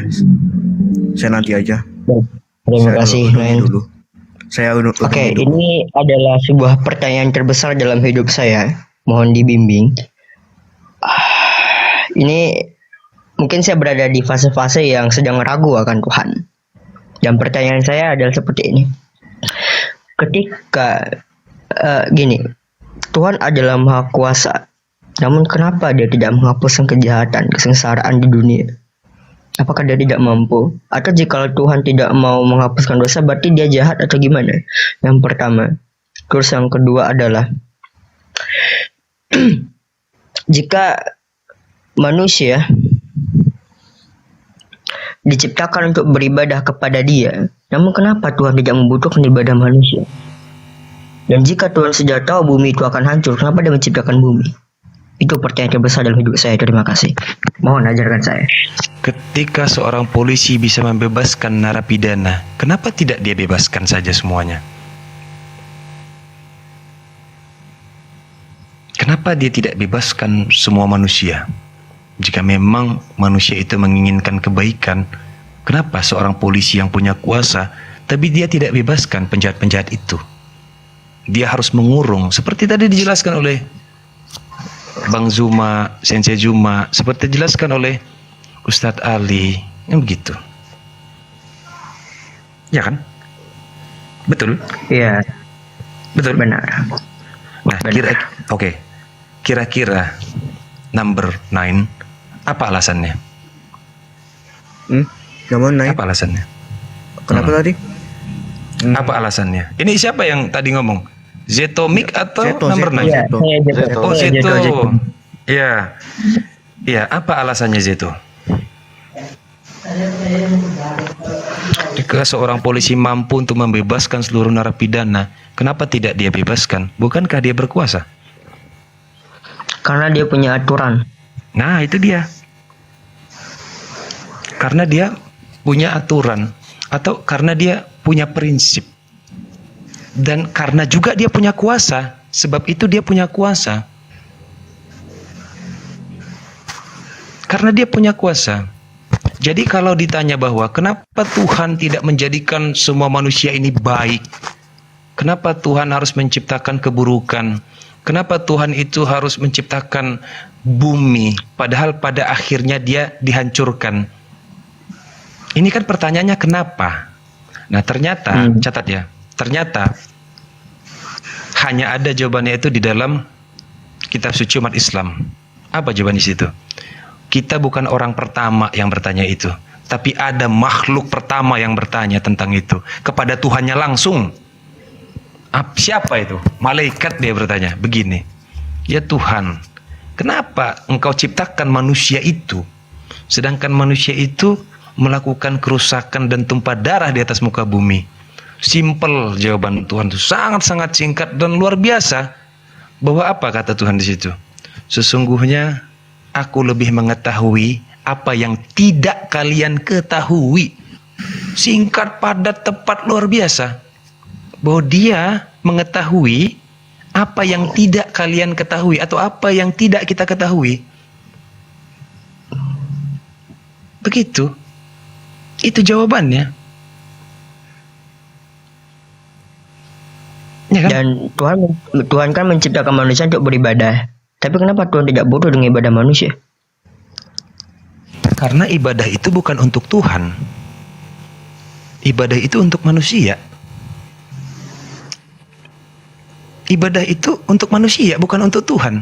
Contoh sholat misalnya, atau puasa, atau zakat. Emangnya kita zakat itu untuk Tuhan? Nah Tuhan, nah ambil berasku, lempar ke langit, berasnya hilang. Kan enggak. Tapi kita ngasih zakat atau ngasih sedekah ke siapa? Kan ke orang juga. Untuk kita, untuk ras kita, primata. Kita ini primata. Maksudnya ini primata kita ini. Begitu, untuk manusia. Untuk kita ibadah itu. Tapi Tuhan kan sebelum menciptakan manusia dia sudah tahu karena dia maha tahu kan bakalan ada manusia yang masuk neraka.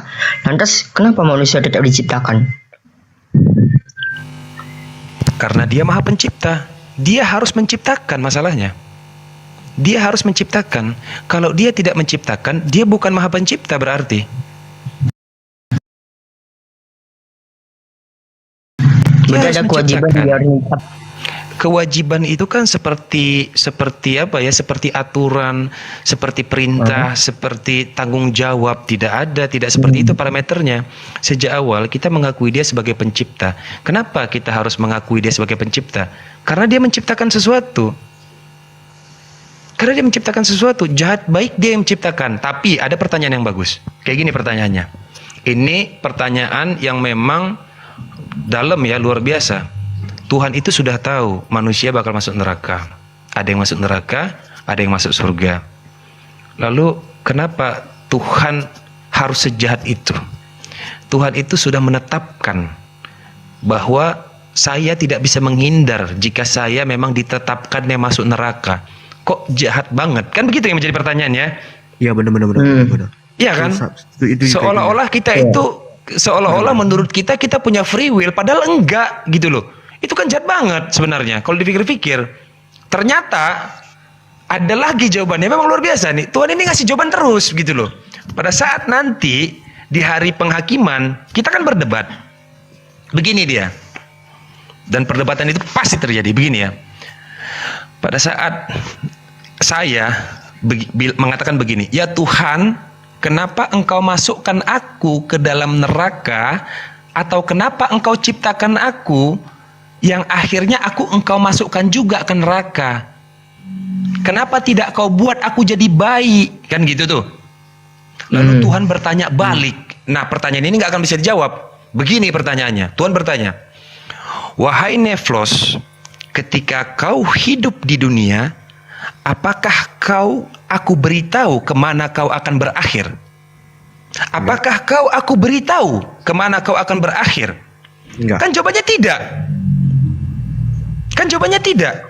Kalau kau tidak tahu jawabannya, kenapa kau tidak berbuat baik, atau kenapa kau tidak melakukan apa yang aku perintahkan? Kecuali kau sudah tahu. Kan itu lagi nanti itu. Benar juga kalau dipikir-pikir. Iya juga. Kita tidak diberitahu kemana kita akan berakhir. Maka kita tidak boleh main tebak-tebakan dengan Tuhan. Gak bisa main tebak-tebakan dengan Tuhan, ini masalahnya. Maka Tuhan berkata, wa ma khalaqtul jin wal ins illa liya'budun. Dikasih clue. Tidak aku ciptakan jin dan manusia kecuali hanya untuk beribadah. Selesai. Bukan untuk cari tahu kemana akan berakhir. Gak ada. Karena kita nggak dikasih tahu masalahnya. Jadi dalam perjudian ini kita harus mengambil pilihan yang paling aman. Gitu aja, selesai. Yang paling aman apa? Ikuti perintah Tuhan. Seandainya nanti kita diberikan surprise motherfucker, ternyata aku ada, mau apa kita? Seandainya kita dikasih surprise nanti, surprise motherfucker, I'm here katanya. Aku di sini, mau apa kau? Nggak bisa ngapa-ngapain lah. Kalah perjudian. Maka Tuhan berkata lagi, sesungguhnya manusia kelak, penduduk neraka akan berkata, ya Tuhan, ya Allah, kembalikan aku ke dunia walau 1 hari saja. Enggak bakal. Maka Allah menjawab di situ, janganlah kau berbicara kepadaku, sesungguhnya aku tidak mengenalmu. Kekallah kau di dalam neraka. Udahlah, tamat udah. Jadi sebagai orang cerdas, catat ya. Okay. Sebagai Homo sapien, kita punya kecerdasan daripada primata-primata yang lain. Contohnya primata yang paling dekat, yaitu simpanse. Tentu kita akan mengambil pilihan yang kemungkinannya paling baik. Itu yang membedakan kita dengan simpanse. Apa itu kemungkinan yang paling baik? Kemungkinan yang paling menguntungkan. Itu baru cerdas. Menguntungkan, bukan merugikan. Menguntungkan. Sekarang jawab tantangan saya. Di mana ada kerugian untuk memeluk satu agama? Di mana ada kerugiannya? Gak ada. Menguntungkan atau merugikan bertuhan itu sebenarnya. Gitu, simpel kan? Udah, lanjut. Gini Bang Levos, kalau misalkan seseorang dia sholat, seumur hidup dia sholat, tapi apakah dia tentu masuk surga karena sholatnya Bang? Apakah dia sudah pasti masuk surga dari sholatnya? Abang Ali, silahkan Ustadz. Bagaimana kemudian Allah menjanjikan surga kepada hamba-hambanya? Silahkan Ustadz Ali. Atau Sensei Juma, silahkan Sensei. Jazakallah khair. Terima kasih sebelum diambil alih oleh Dinda Ali. Jadi gini, kalau Anda mempercayai seseorang, misalnya kepada orang tua, kalau orang tua itu cinta dan sayang kepada Anda, ketika orang tua itu berjanji, maka percayalah apa yang dijanjikan itu pasti akan dikabulkan, pasti akan ditunaikan. Itu orang tua. Sementara pencipta alam semesta ini adalah hakikat yang sangat sayang kepada ciptaannya. Ketika Allah menjanjikan, maka Allah malu untuk tidak menunaikan janji itu.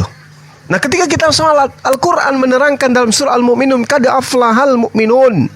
Sungguh beruntung orang-orang yang beriman. Siapa orang beriman ini? Orang yang percaya akan keberadaan Tuhan, orang yang percaya akan keberadaan Allah, dan untuk kemudian mendekatkan diri kepada Allah itu include dengan ibadah. Alladzina hum fi sholatihim khashi'un, yaitu orang-orang yang khusyuk dalam sholatnya. Walladzina hum yang menjauhkan diri dari perbuatan atau perkataan atau tindakan yang tidak berguna. Apa yang dijanjikan oleh Allah kemudian? Allah menerangkan di ayat-ayat selanjutnya, ulaika humul warithun, mereka itulah orang-orang yang memiliki warisan, alladzina yarithunal firdaus hum fiha khalidun, yakni yang mewarisi surga Firdaus, mereka kekal di dalamnya. Saya sedikit menyikapi ya, kenapa kemudian harus Allah itu menciptakan satu kejahatan dan seterusnya. Apa tujuannya? Penasaran saya. Iya. Iya. Apa tujuannya?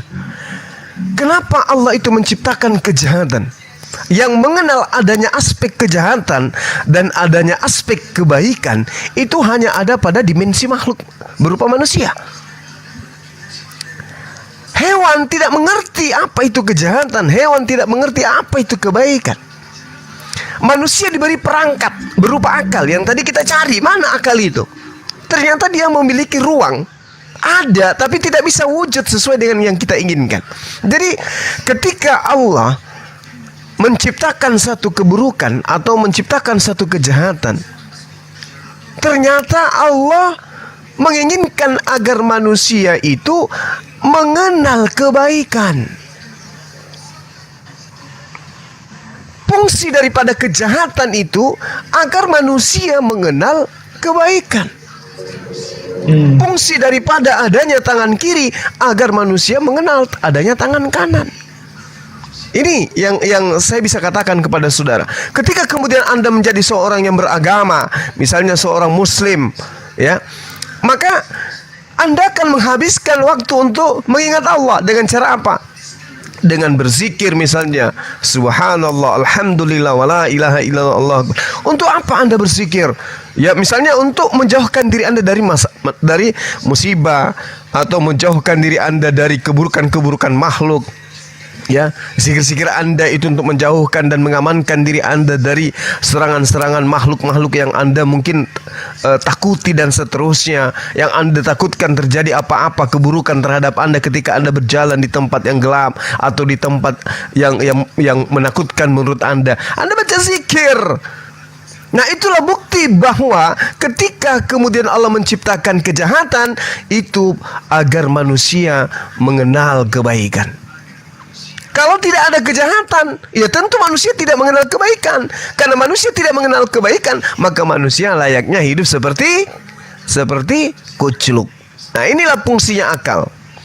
Agar manusia itu memahami bahwa ternyata keburukan yang diciptakan oleh Allah untuk kemudian menakar sejauh mana manusia itu menggunakan akal yang diberikan oleh Allah agar mereka menjauhkan diri dari kejahatan tersebut. Analogi sederhananya adalah ketika kemudian Tuhan negara kita menciptakan lampu merah. Untuk apa sih lampu merah itu? Membuat orang kemudian terlambat sampai ke kantor. Orang kendaraan jadi macet. Harusnya lampu merah itu nggak usah ada. Begitu ada persimpangan langsung aja nyerocos masuk supaya cepat sampai di kantor. Kecelakaan lah. Kecelakaan berarti yang kita pahami keburukan itu belum tentu keburukan. Makanya Allah mengatakan inni a'lamu ma la ta'lamun, seperti yang digambarkan oleh Dinda Neplos barusan. Nah, inilah bukti bahwasanya ternyata keistimewaan kita manusia berbeda dengan makhluk lain karena kita memiliki akal. Dari akal ini pula kemudian manusia tidak akan mampu meniadakan Tuhan itu. Justru dengan akal seperti yang Anda lakukan, adik-adik lakukan saat ini, justru dengan akal itulah yang akan mengantarkan adik-adik ini mengenal Tuhan. Dan Tuhan yang benar tentu memberikan suatu pedoman yang benar kepada makhluknya berupa manusia. Ingat, tidak akan mungkin kemudian yang maha mengetahui, yang maha benar memberikan suatu pedoman yang salah, memberikan pedoman yang keliru, memberikan pedoman yang bertentangan dengan akal manusia dan fitrah manusia. Demikian. Jadi untuk mengetahui apa fungsi Tuhan menciptakan keburukan agar manusia mengetahui akan adanya kebaikan. Demikian. Mbak Zeto. Oke, saya tambahkan sedikit ya. Saya tambahkan sedikit adik-adik. Saya ingin mengutip perkataan Nabi Muhammad terkait apa yang mungkin bisa menjawab pertanyaan kita bersama ini. Bahwa dalam salah satu hadis beliau dengan sanad yang sahih dalam kitab Al-Bukhari, beliau berkata, Inna mimma adrakan nas min kalamin nubuwatil ula idza lam tastahi fasna' ma syi'ta. Adalah ajaran mula-mula para nabi yang disampaikan kepada manusia, seluruh nabi dan seluruh utusan Allah di muka bumi ini Apa kata mereka kepada manusia? Idza lam tastahi fasna ma syi'ta. Jika kau tak malu, berbuatlah sesukamu. Maka sesungguhnya Allah mengutus para nabi untuk mengajarkan hukum agar kita hidup dengan ketentuan Tuhan adalah untuk menghindari kita merendahkan diri kita sebagai makhluk ciptaan Tuhan yang spesial. Maka dalam narasi lain Rasulullah mengatakan al-haya'u minal iman. Rasa malu itu adalah bagian dari iman. Maka tak mungkin seseorang yang beriman kepada Tuhan tetapi dia tak malu. Bukan suatu kekejian dan zalim atau sesuatu yang jahat dalam kehidupan ini. Maka kejahatan itu tidak mungkin bersandar dengan iman. Oleh karena itu narasi Allah dalam Al-Quran, walaqad karamna bani Adam. Sesungguhnya kami telah memuliakan anak keturunan Adam atau manusia. Wa hamalnahum fil barri wal bahri wa razaqnahum minat thayyibat. Bahkan kami mudahkan mereka untuk melakukan perjalanan di laut, di darat, dan kami berikan mereka rezeki yang baik. Wa faddalnahum ala katsirin mimman khalaqna tafdila. Bahkan kami telah lebihkan mereka dari segala makhluk-makhluk yang pernah kami ciptakan lainnya. Jadi luar biasa istimewanya kita sebagai ciptaan Tuhan. Dalam narasi Al-Quran disebutkan kita sebagai khalifah, sebagai pemakmur, orang yang mensejahterakan bumi ini.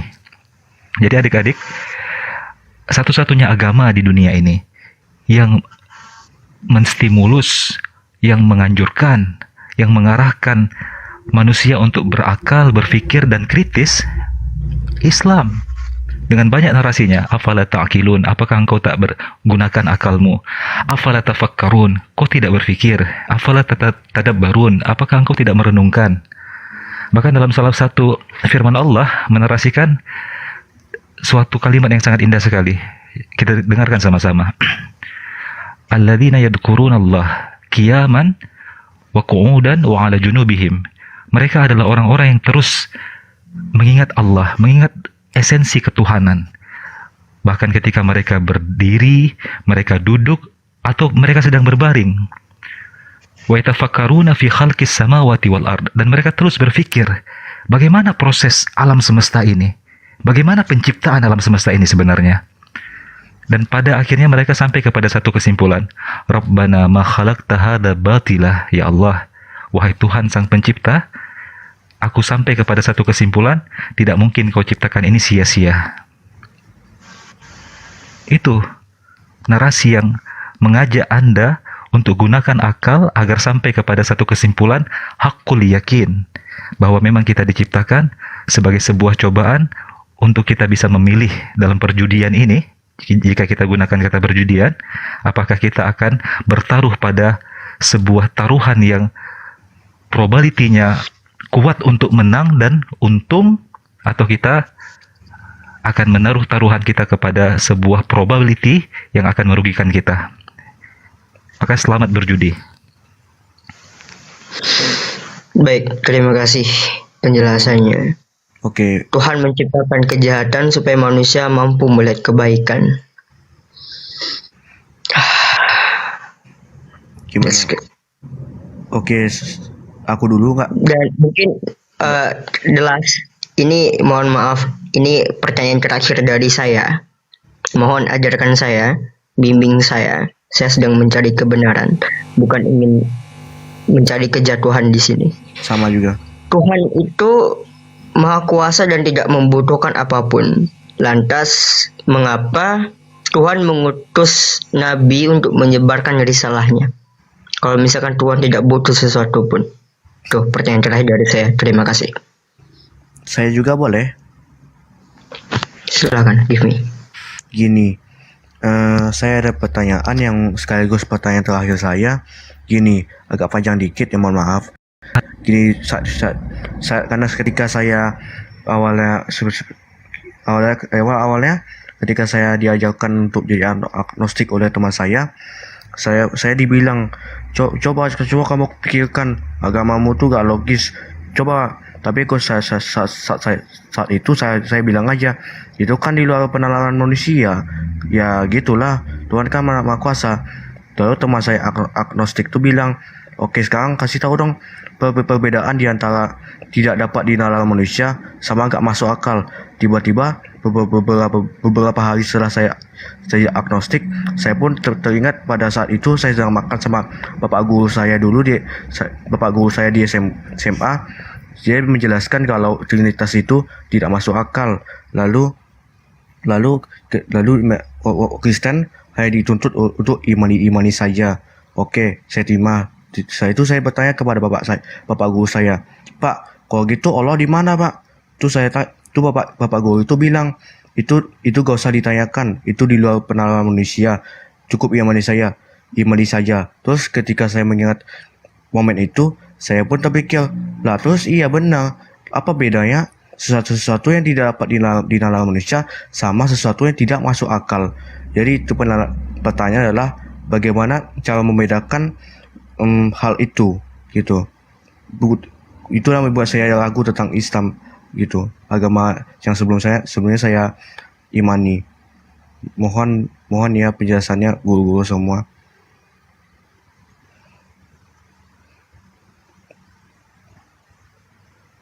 Ya. Untuk situ aja. Nanti untuk number 9 ke Ustaz Ali dan ke Sensei Juma. Situ karena kamu adalah adik, saya juga nihilis, kita sama-sama nihilis.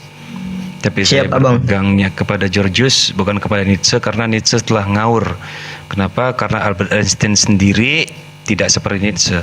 Kalau Nietzsche membuat satu teori Tuhan telah mati, Albert Einstein yang jauh lebih pintar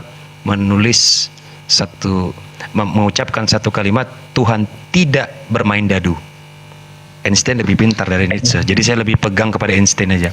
Jadi begini ya, ini kita sudah masuk kepada bab yang luar biasa. Sekarang kita eksperimen. Catat ya. Kenapa Tuhan harus menurunkan nabi, gagal, coba lagi, gagal, coba lagi, gagal, coba lagi sampai berhasil. Catat ya. Nih. Begini. Kita eksperimen sekarang. Seandainya Tuhan, catat ya. Siapapun boleh bereksperimen sekarang di room ini. Seandainya Tuhan menciptakan segala sesuatu mulai dari awal sampai akhir, dalam waktu 1 detik, kira-kira kita bisa nggak mengabstraksikan atau membayangkannya? Proses itu terjadi dalam 1 detik di kepala kita. Mustahil. Kita tidak akan sanggup. Mustahil. Kenapa Tuhan harus memakai proses? Catat ya. Kenapa Tuhan harus memakai proses? Karena proses inilah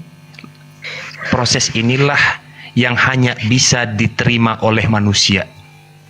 Seandainya Tuhan mau menunjukkan jati dirinya misalnya kepada Tuhan-Tuhan yang lain, ini ya adu Tuhan misalnya ya, Tuhan-Tuhan yang lain, nggak pakai proses, langsung hitungan detik aja, tak tuk tak tuk tak. Kenapa? Karena kemampuan Tuhan kan. Ini karena untuk manusia, sehingga semuanya dijelaskan butuh proses. Bukan berarti Tuhan itu tidak mampu menjadikannya 1 detik, tapi faktanya eksperimen kita hari ini, kita nggak bisa membuat semua cerita itu dalam waktu 1 detik di kepala kita. Mulai dari ciptakannya bumi, bulan, matahari, lalu tiba-tiba ada manusia, tiba-tiba beranak pinak. Coba pikirkan itu dalam waktu 1 detik. Bisa nggak ngerangkum itu? Nggak bisa. Sehingga itulah proses yang bisa diterima oleh manusia. Itu sebab Tuhan itu menurunkan utusan, dan Tuhan menurunkan berita-beritanya tahap demi tahap. Tahap demi tahap. Tapi bukankah Tuhan itu maha kuasa? Benar kan? Betul. Dia bisa mencoba Tuhan maha kuasa. Benar, tapi kita tidak maha kuasa. Tuhan bisa saja menjadikannya 1 detik faktanya. Tapi apakah kita bisa menerima itu? Gak bisa. Gak bisa.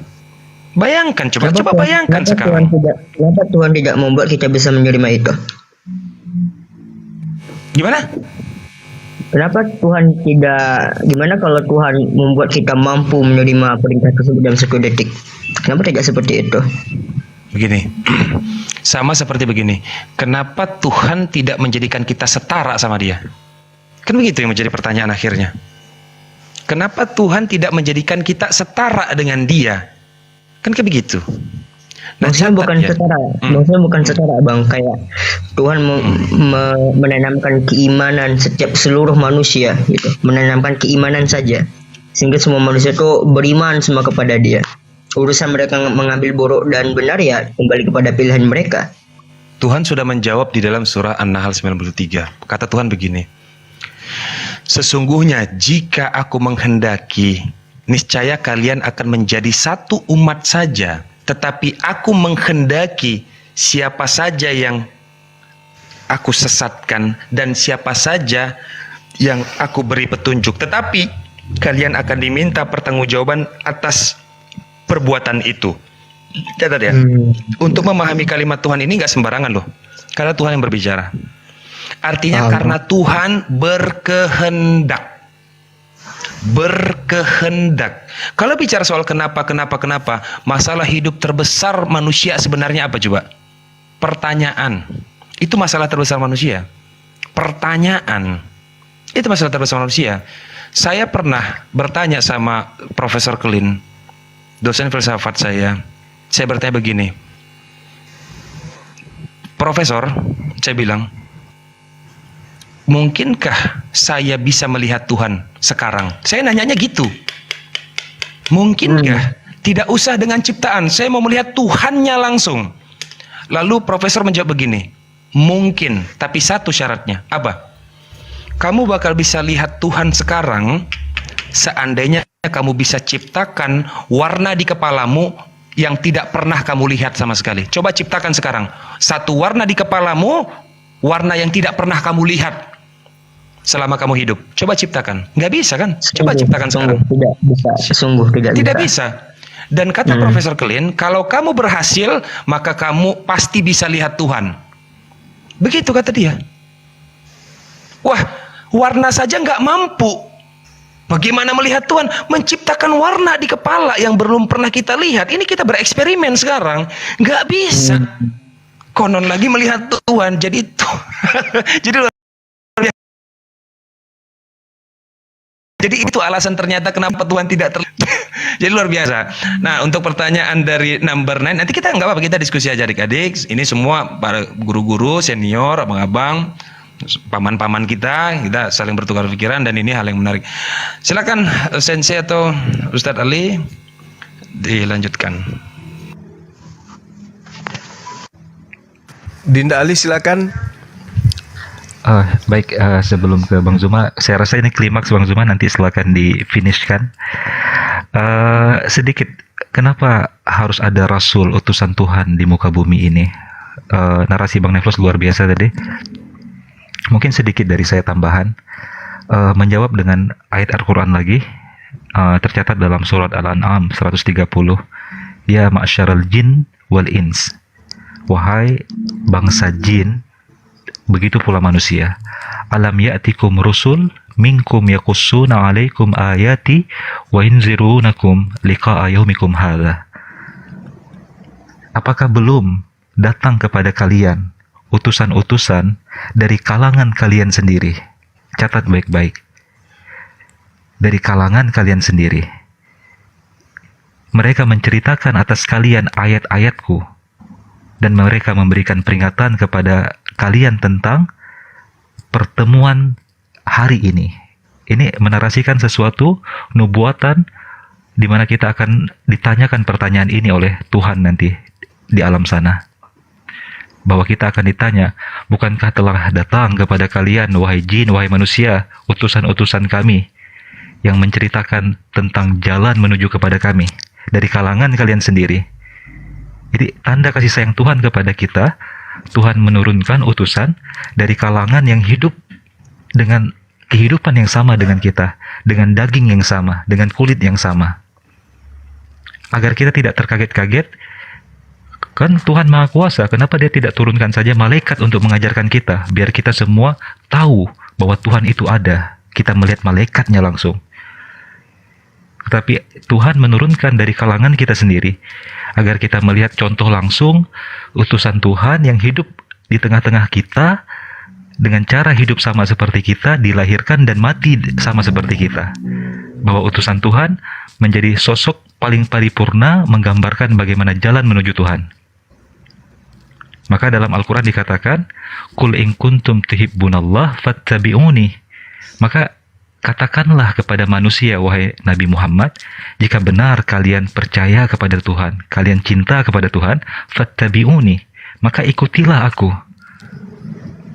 Maka adik-adik sekalian, saya rasa ini adalah puncak dari apa yang sudah kita diskusikan panjang lebar hampir 2 jam atau 3 jam malam ini, bahwa tanda kecintaan Tuhan kepada kita, Tuhan tidak membiarkan kita terlunta-lunta begitu saja. Tuhan mengirimkan utusannya, bahkan utusannya tersebut diberikan kepadanya kitab suci sebagai petunjuk kehidupan kepada kita. Dan Nabi Muhammad sebagai utusan terakhir Tuhan, Al-Quran sebagai kitab terakhir yang Tuhan berikan kepada manusia yang akan kekal sampai hari kiamat dan menjadi petunjuk yang tidak akan pernah sirna ataupun lekang oleh waktu. Mungkin dari input atau PR yang kita bisa harapkan kepada adik-adik malam ini adalah baca Al-Quran, resapi makna filosofisnya di sana, nikmati narasi akalnya di sana, dan narasi untuk Anda menghidupkan pikiran yang jernih serta mencapai kepada satu kesimpulan bahwa kita lemah, bahwa kita tidak ada apa-apanya, dan kita membutuhkan petunjuk untuk hidup ini. Itu dari saya. Silakan Bang Zuma. Oke, baik. Masya Allah, ilmunya dua adik saya luar biasa. Kepada adik-adik yang dua ya dari ATS ini, saya ingin bertanya sama saudara. Apakah ketika Anda ditanyai keberadaan Anda ini lebih dulu daripada alam semesta? Ya atau tidak? Ataukah alam semesta ini lebih dulu daripada Anda berdua? Bisa dijawab? Dijawab Alam semesta dulu. Alam semesta. Pada saat alam semesta itu dicipta, apakah ada kekuatan yang Anda punya untuk berdiskusi dengan yang menciptakan? Yang mengadakan, jangan menciptakan, yang mengadakan. Entah itu alam semesta yang mengadakan dirinya atau siapapun itu. Anda punya kontribusi di situ? Enggak. Tidak. Enggak. Nah, pada proses adanya Anda, apakah sebelum Anda ada, diadakan oleh sesuatu yang ada, Anda memiliki kontribusi dalam keberadaan Anda yang berasal dari sesuatu yang tidak ada menjadi ada? Enggak. Enggak. Tapi seketika ada. Iya. Terjadi dengan sendirinya atau adalah unsur yang menyebabkan ada?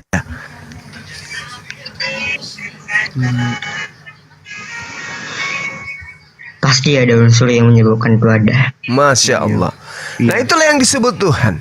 Al-Quran mengatakan begini, wa man jahada fa innama yujahidu li nafsi innallaha lagani anil alamin. Dan barang siapa yang berjuang, barang siapa yang berjihad, maka sesungguhnya jihadnya itu, perjuangannya itu,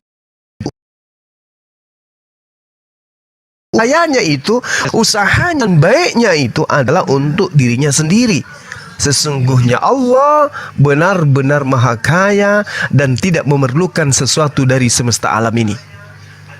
Ya ayuhan nasu antumul fuqara ilallah wallahu huwal ghani hamid.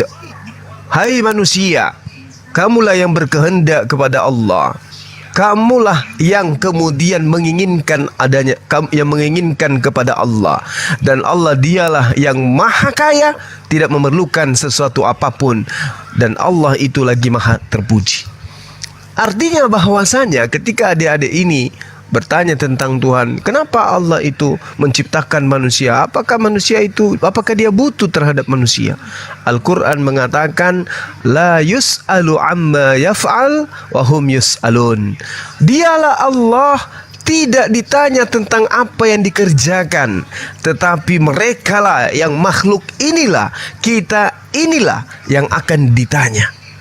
Bukan kita yang hari ini sibuk bertanya, kenapa Allah itu begini, kenapa Allah itu begitu, sementara kita lupa keberadaan kita di awal adik-adik mengatakan tidak ada kemudian tidak ada kemudian negosiasi sebelumnya, tidak ada keterlibatan sebelumnya, bahwa ketika kita diciptakan ingin diadakan maka kita terlibat di dalamnya seketika kita ada.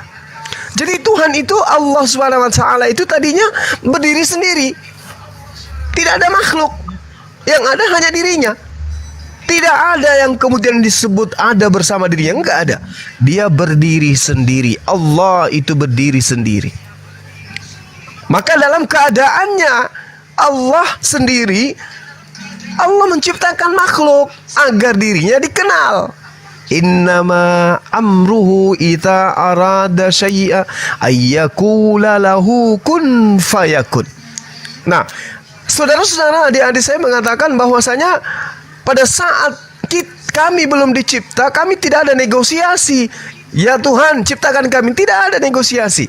Artinya bahwasanya ini berlaku, innama amruhu idza arada syai'an ayakula lahu kun fayakun.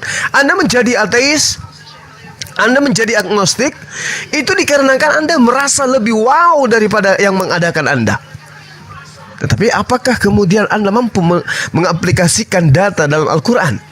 Ketika yang Anda tidak akui keberadaannya, ketika hakikat yang Anda ingkari keberadaannya, mengatakan sesungguhnya urusannya apabila Allah menghendaki sesuatu, maka Allah hanya berkata jadilah, maka jadilah sesuatu itu. Apa pembuktiannya? Anda sudah mengakui Anda tidak ada negosiasi sebelumnya untuk diciptakan. Tetapi seketika Anda jadi, Anda tidak pernah minta saya mau diciptakan jadi laki-laki.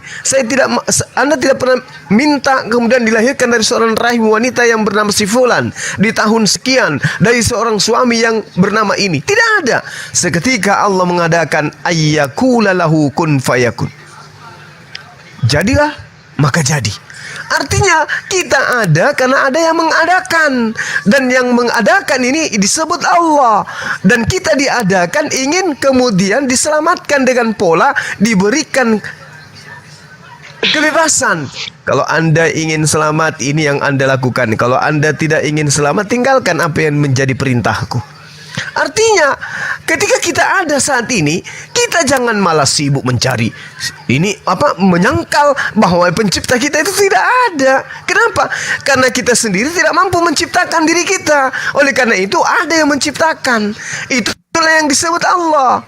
Mau tidak mau, suka pun tidak suka, ikhlas ataupun tidak, kita sudah ada. Dan keberadaan kita ini bukan karena kita yang mengadakan, tetapi ada esensi di luar kita yang mengadakan itu. Siapa itu? Allah Azza wa Jalla. Esensi, hakikat yang maha suci lagi maha tinggi. Nah, untuk itulah kemudian, apakah kita diadakan hanya seperti hewan? Diadakan begitu saja? Tidak. Diadakan untuk mentaati perintah, diadakan untuk melakukan apa yang menjadi perintahnya dan meninggalkan apa yang menjadi larangannya. Kok bisa kayak begitu? Lah iya, kita tidak ada negosiasi. Wahai kau Tuhan, tolong buat ke saya jadi seorang laki-laki ya. Jangan kau sekali-sekali ciptakan saya menjadi perempuan. Saya nggak mau, laki-laki ya. Dan kamu jangan pernah jangan pernah ciptakan saya di tahun sekian. Saya mau dilahirkan, diciptakan tahun sekian. Awas kalau tidak. Ya, dengarkan itu ya Tuhan. Oh, tidak begitu. Seketika Allah mengatakan kun fayakun, saya mau kau lahir kita. Lantas setelah kita ada dari ketiadaan, kita sibuk mengingkari yang mengadakan kita. Coba kita renungkan. Tadinya kita bayi, habis itu kita SD, habis itu kita SMP, habis itu SMA. Sekarang kita semester 8. Sedikit lagi kita beranjak tua, berkeluarga, menjadi ayah, menjadi kakek. Lalu tidak ada. Apakah selesai kehidupan? Tentu tidak. Ada pertanggungjawaban yang harus kita lakoni di hadapan yang mengadakan kita. Apa buktinya ada? Kita diutuskan nabi, kita diutuskan rasul, kita diberikan kitab suci. Untuk apa itu? Menjadi sinyal yang berpikir bahwa yang hadap kita. Apa itu? Penyembahan. Terhadap siapa? Terhadap yang menciptakan. Untuk apa? Sebagai wujud syukur kita telah diadakan. Dan kita diadakan, subhanallah, Maha suci Allah, kita diadakan di atas muka bumi ini dengan pola yang begitu sempurna.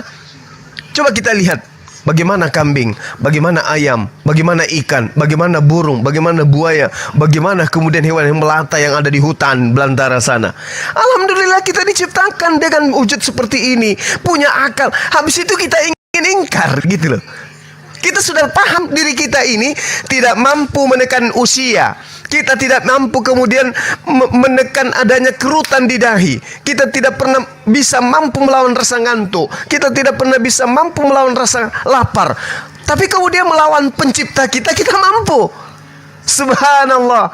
Ini gimana ceritanya nih? Kita gagah-gagahan kemudian, saya ini harus mengingkari keberadaan Tuhan. Tapi apakah Anda ingin mengingkari keberadaan diri Anda sendiri? Tentu tidak. Tetapi apakah Anda ingin mengatakan bahwa saya yang beritahu, saya yang lebih berkuasa, saya yang maha memahami, sehingga saya menciptakan diri saya sendiri? Apakah demikian? Tentu tidak. Kita berasal dari ketiadaan menjadi ada. Kita berasal dari ketidakberdayaan menjadi berdaya. Kita berasal dari ciptaan menjadi berkarya. Lantas kenapa kita masih mengingkari keberadaan Tuhan? Bahkan kita menantang Tuhan itu tidak ada. Loh, lalu mulut yang mengatakan itu dari mana? Yang menginstruksikan pemikiran kita untuk berpikir seperti itu siapa? Yang membuat kita bangun dari tidur kita itu siapa? Yang mengatur rasa lapar, rasa kenyang itu siapa? Yang membentuk lidah ini menjadi bisa merasakan asin, manis dan seterusnya, itu siapa yang membuat itu? Kita makan permen. Oh, betapa nikmatnya permen ini. Yang menciptakan rasa nikmat itu siapa? Oh, hari ini saya sangat bahagia. Kenapa kamu bahagia? Aku mendapatkan hadiah. Yang menciptakan rasa bahagia yang Anda punya itu siapa, Rek? Siapa? Alhamdulillah, puji Tuhan, syukur alhamdulillah. Atau apakah bahasa ateis ketika mereka itu sembuh dari penyakit? Aduh, saya bersyukur kepada bapakku, atau saya bersyukur kepada diriku sendiri. Kenapa? Saya sudah sembuh dari penyakit. Siapa yang kemudian menciptakan pola Anda berbicara? Siapa yang menciptakan otak Anda yang mampu berpikir? Siapa yang kemudian mengadakan logika Anda yang mampu kemudian menolak keberadaan Tuhan? Siapa? Anda. Anda yang membuatnya itu semua? Tentu tidak. Bukan, berarti ada dimensi, ada kekuatan di luar sana yang mengatur, dan itulah Allah Subhanahu wa taala. Untuk itulah adik-adik saya jangan berhenti belajar. Teruslah belajar, belajar dan belajar. Ingat, Al-Quran menerangkan innama amruhu idza arada syai'an ayaqula lahu kun fayakun. Sesungguhnya urusan Allah ketika hendak menghendaki, maka dia mengatakan ada, maka semua jadi. Nah, apakah Anda bisa melakukan itu? Wah, saya menolak. Saya juga mampu menciptakan ini. Apakah bisa? Tidak bisa. Anda tidak bisa. Oleh karena itulah, ya, tidak ada kekuatan di atas muka bumi ini. Selayaknya meja tidak akan pernah berpikir terhadap pembuatnya. Meja tidak akan pernah mengetahui.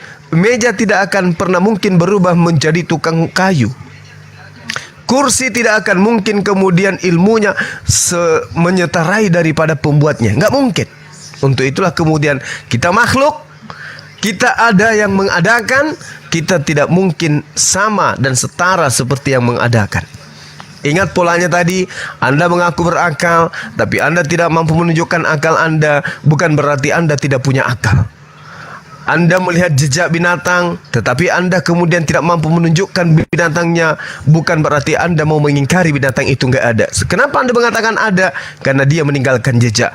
Alam semesta ini adalah jejak keberadaan Allah bagi mereka yang berpikir. Saya kira begitu, adik-adik sekalian ya. Saya salut semangat Anda semua ingin belajar, baik yang ateis maupun agnostik. Paling tidak ketika Anda sudah mengakui keberadaan Tuhan itu ada, ingat Tuhan tidak mungkin keliru, Tuhan tidak pernah salah. Nah, carilah kitab suci yang tidak ada kesalahan di dalamnya. Saya kira begitu dari saya ya teman-teman, adik-adik sekalian, dan baik dari muslim maupun dari ateis dan juga agnostik, pelajaran dan edukasi buat anak-anak bangsa ini adalah sangat dibutuhkan supaya kita memberikan pengajaran, pelajaran dan juga hal-hal yang positif terhadap negara kita ini. Demikian sementara saya kembalikan kepada host. Silakan. Siap, Sensei. Izin Sensei, ini gini ya, adik-adik. Silakan. Dari tadi ini ya, ini giliran abang yang bertanya. Satu aja ya. Silakan adik-adik jawab dengan cepat. Kenapa? Ngerti kan? Kalian adalah pemikir yang kritis luar biasa. Ini kalau sudah abang-abang yang bertanya begini pertanyaannya. Naik itu ke atas, turun itu ke bawah, masuk itu ke dalam, keluar itu kemana? Keluar. Keluar itu keluar. Ya. Keluar dari keuangan. Keluar itu kemana? Naik ke atas, turun ke bawah, masuk ke dalam, keluar ke. Berdebat dulu kalian berdua cepat. Enggak, Abang nunggu keluarnya tuh dari mana? Kok muncul tuh enggak juga, tergantung perspektif. Kalau keluar tuh dari perspektif mana? Itu ditanya dulu. Keluar itu trot. Keluar. Pokoknya berdebat dulu antara Number sama Jeto 5 menit. Soal itu jawab. Oke, kita diskusi dulu. Apa masuk keluar tuh kemana? Ya 3 kali bulan purnama lah baru kejawab ini. Masuk ke dalam, lalu keluar kemana? Keluar. Tergantung saya tergantung perspektif. Tanyakan itu Number 1 dengan yang agnostik itu, ya, yang teman-teman Number 1. Terus Jeto tanyain sama senior filsafat yang udah magister. Kalau mereka nggak jawab 5 menit, ketawain aja, ketawain. Apa saya perlu tanya kepada teman yang bawa saya jadi agnostik? Tanya seluruh agnostik di Indonesia. Satu agnostik mualaf ntar. Banyak kayak gitu. Aku belum kerja loh. Oke, boleh saya maaf tadi saya masa pertanyaan saya yang sebelumnya setelah Zeto belum dijawab. Boleh saya jelaskan lagi tapi saya ringkas, boleh? Pertanyaan apa itu? Begini, saya sebelum jadi agnostik, saya ngomong sama teman saya yang bawa saya jadi agnostik. Terus dia bilang gini ke saya, kamu sadar nggak sih kisah-kisah Nabi, Rasul dan lain-lain yang kisah agama samawi itu cuman hal-hal yang nggak masuk akal. Itu lebih kepada halusinasi. Terus saya bilang ke dia, ya itu kan di luar penalaran kita. Tuhan kan maha kuasa, segala sesuatu pasti bisa dilakukan. Kalau tidak itu namanya nggak maha kuasa. Tapi dia memberikan pertanyaan kepada saya. Oke, sekarang jawab pertanyaan ini. Apa perbedaan sesuatu yang tidak dapat dinalar manusia atau sama sesuatu yang memang tidak masuk akal? Terus tiba-tiba saya flashback atau teringat di masa saat saya sedang saat makan dengan guru agama Islam ya. Saya bilang, bapak itu bilang gini ke saya, Trinitas itu gak masuk akal. Coba nonton video Felix Xiao. Oke, saya bilang oke. Tuh bapak tuh bilang, ya Kristen kalau soal Trinitas cuma bisa bilang imani saja. Saya bilang oke. Saya bertanya kepada bapak itu. Oke, sekarang Pak, saya mau nanya, Allah tuh di mana ya? Bapak tuh bilang, ya itu di luar penalaran manusia. Cukup imani saja. Saya diam. Loh, tuh bedanya kita sama Kristen apa? Baliklah ke masa sekarang. Lalu bagaimana cara mempercayai Tuhan ketika saya sendiri masa ragu? Apa perbedaan di sesuatu yang tidak dapat dinalar manusia sama yang tidak masuk akal? Jadi itu satu-satunya pertanyaan saya yang tersisa sebelum saya memutuskan sesuatu. Mau dijawab Gunda?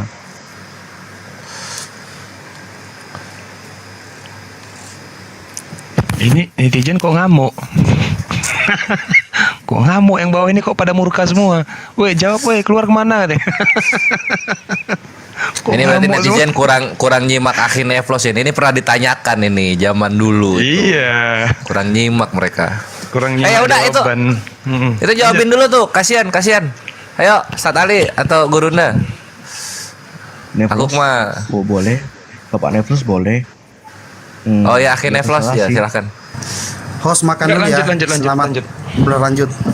Lanjut, ini gini adik-adik, abang ini mau istirahat karena besok akan ada aktivitas yang ini ya, yang luar biasa. Jadi terima kasih untuk Bang Rashid, guru-guru, Sensei Juma, Ustadz Arli, Bang Kores, Bang Kuba, dan adik-adik. Ini pertanyaan yang serius ya.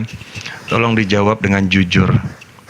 Pertanyaan terakhir dari Bang Neflos. Begini pertanyaannya. Mungkinkah kelak kita akan bertemu lagi di surga? Enggak tahu. Ini cuma Islam yang bisa ngejawab ini. Billahi Kawanku. taufiq wal hidayah. Assalamualaikum warahmatullahi wabarakatuh. Jurus menghilang tanpa alasan. Siap. Lanjut. Waalaikumsalam warahmatullahi taala wabarakatuh. Ini kayaknya guru-guru ini sengaja ini. Ya udah aku jawabin ya yang soal apa? Soal Tritunggal imani saja. Allah ada di mana? Imani saja. Enggak begitu. Allah ada di mana? Jawabannya udah ada dalam hadis Nabi. Ada di atas ars. Di atas ars jawabannya. Nah, terus kalau ditanya lebih dari itu, baru itu bukanlah kekuasaan kita. Kenapa? Karena tidak ada otoritas yang menjelaskan lagi. Kita nggak mampu. Hubungannya kemana? Ke Allahu Akbar. Allah Maha Besar. Konsep fisikanya gimana? Semakin besar objek, semakin contoh.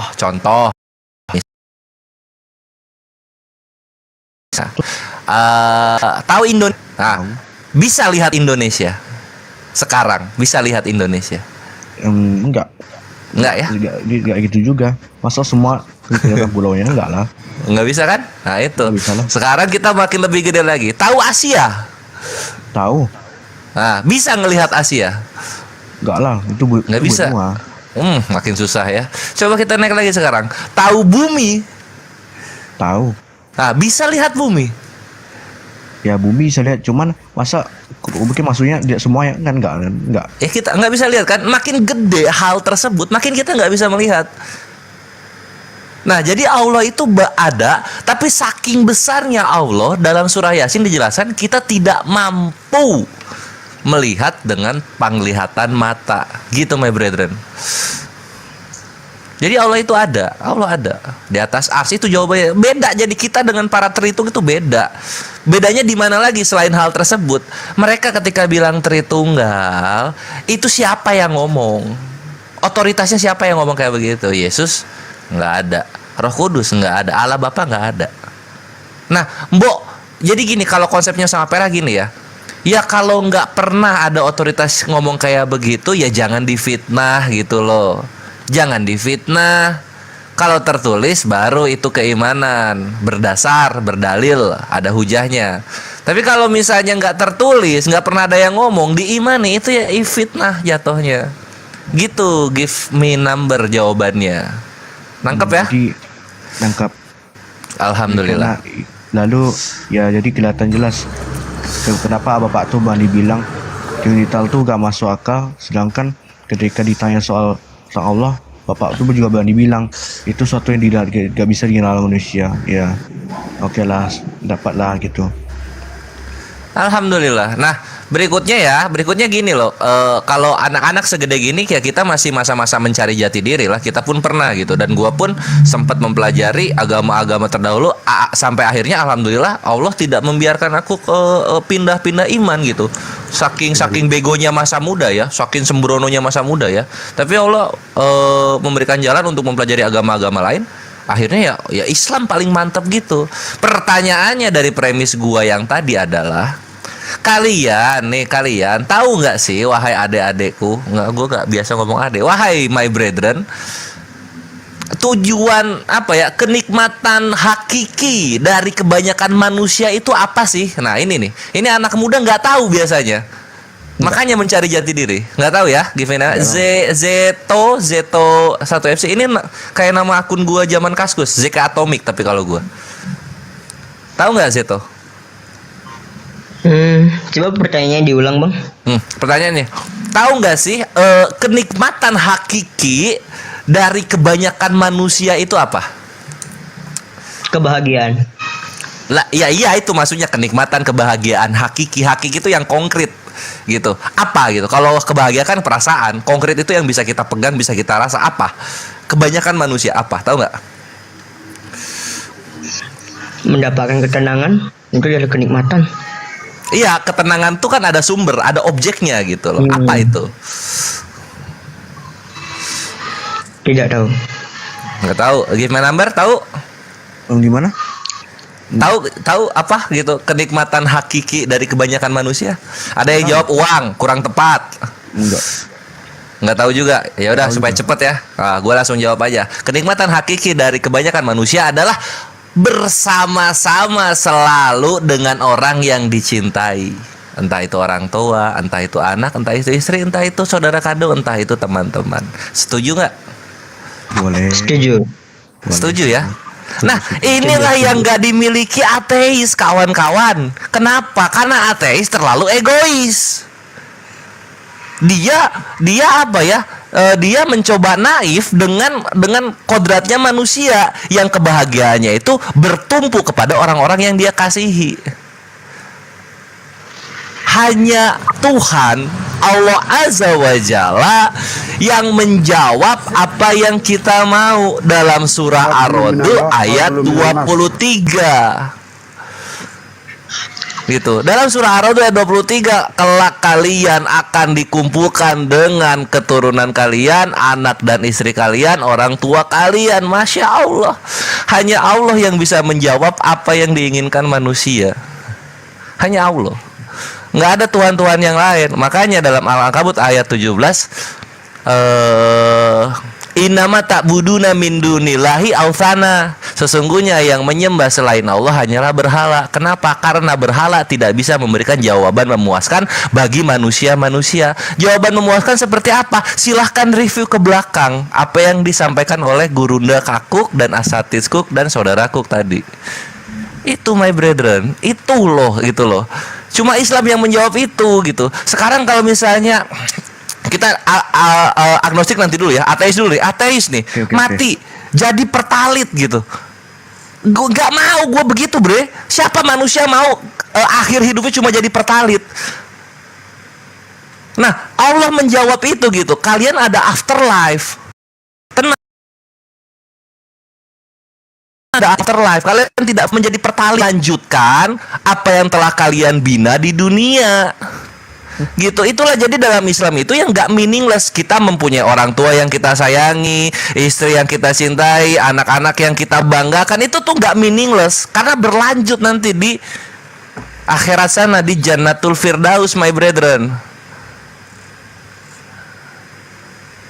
Itu loh, coba dipikir ke sana kalau kalian masih muda gitu. Nah, kalau udah dapet nih, udah dapet ya kebahagiaan hakiki dari manusia kebanyakan udah dapet ya. Oke. Alhamdulillah. Nah, kalau udah dapat, bagaimana cara mendapatkannya gitu? Ya ikutilah perintahnya, jauhi larangannya. Surga itu mahal. Surga itu mahal. Lu nggak sekonyong-konyong koder melakukan perbuatan baik kepada manusia terus lu masuk. Nggak begitu, bre. Nggak begitu konsepnya. Lu mau apa yang lu inginkan, lu ikuti aturannya. Allah sudah memfasilitasi hal tersebut dalam Islam. Itulah kenapa dalam Ali Imran ayat 85 tidak ada agama yang diridhoi selain Islam, dan orang-orang yang tidak mengambil Islam kelak di akhirat akan menjadi orang-orang yang merugi. Itu. Baik. Makanya balik lagi ya kawan-kawanku, setelah dikit-dikit setelah dikit ya aku ngabisin. Jadi balik lagi kawanku, balik lagi kepada kalian hidup tujuannya apa, ngapain gitu, apa, coba tanya, ngobrol sama diri sendiri, nanti Allah akan menjawab hal tersebut. Itu sudah. Tafadhol Ustadzku. Mohon izin Gurunda Zuma, host dan Kores dan Kubah Madu dan semua teman-teman, adik-adik juga yang sudah diskusi luar biasa malam ini. Harus istirahat sekarang karena besok ada kegiatan. Barakallahu fikum jami'an. Saya doakan adik-adik semua mendapatkan jawaban dan terpuaskan dahaga dan rasa laparnya itu. Amin. Tunggu. Mau gini. karena pertanyaan-pertanyaan saya yang buat saya agnostik udah terjawab. Tuh jadi alasan saya jadi agnostik udah gak ada lagi. Saya agak malu bilangnya, cuman boleh tuntun saya syahadat nggak? Boleh. Ya Allah, Allahu Akbar, Alhamdulillah, Masya Allah. Saya boleh menyampaikan sepatah kalimat nggak bang sebelumnya? Sebelumnya kalau ada kata-kata saya salah ataupun menyinggung perasaan abang-abang dan penonton di bawah, saya mohon maaf. Dan juga saya merasa tidak menyesal sama sekali duduk bersama guru-guru di sini. Saya mendapatkan ilmu yang banyak, saya mendapatkan secercah harapan kembali, saya mendapatkan tujuan hidup saya kembali. Bolehkah abang-abangku di sini membimbing saya syahadat lagi? Ya, kami berdua. Allahu Akbar, ya Allah. Kami berdua. Ini sebentar, Ztomik berarti syahadat ulang. Kalau give number ini syahadat pertama kali. Oke. Ya udah. Enggak, maksudnya sebelum itu ini berangkat dari Islam nggak give me number ini atau agama yang lain? Berangkat dari Oh Islam. gitu ya. Oh alhamdulillah lah, ya udah kalau kembali lagi. Tafadhol atau Ustadzi Gurunda. Gimana Gurunda? Tafadhol Gurunda. Ya, langsung syahadat dua-duanya langsung ya. Iya. Dinda, Ali ya, kita bimbing langsung syahadat dua-duanya ya. Iya, silakan Gurunda. Bismillah. Iya, Masya Allah. Adik-adik sekalian, Dinda Seto dan juga Gev ikutin saya. Insya Allah kita akan mempersaksikan gitu ya diri kita, hati kita untuk menyatakan bahwa Allah Subhanahu wa taala itu adalah pencipta kita, dan baginda Rasulullah Muhammad sallallahu alaihi wasallam adalah pengajar kita untuk mengenal esensi pencipta langit dan bumi. Ikuti saya. Bismillahirrahmanirrahim. Bismillahirrahmanirrahim. Asyhadu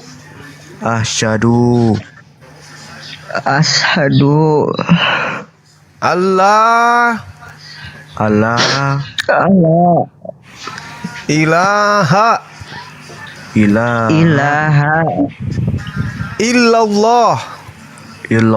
illallah wa asyhadu anna Muhammadan Rasulullah.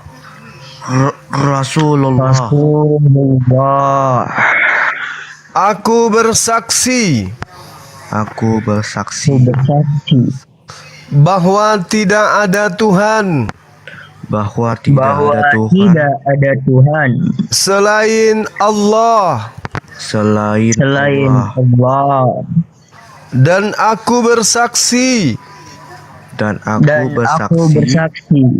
bahwa Nabi Muhammad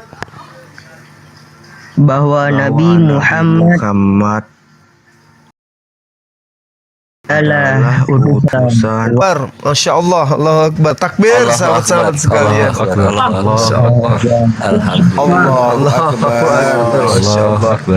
Subhanallah. Ya, jadi Islam itu memang bisa didapatkan oleh mereka yang menggunakan akal sehat, sebagaimana apa yang diterangkan oleh Al-Quranul Karim. Bil bayyinati waz zubur wa anzalna ilaika dzikra litubayyana linnas ma nuzila ilaihim wa la'allahum yatafakkarun.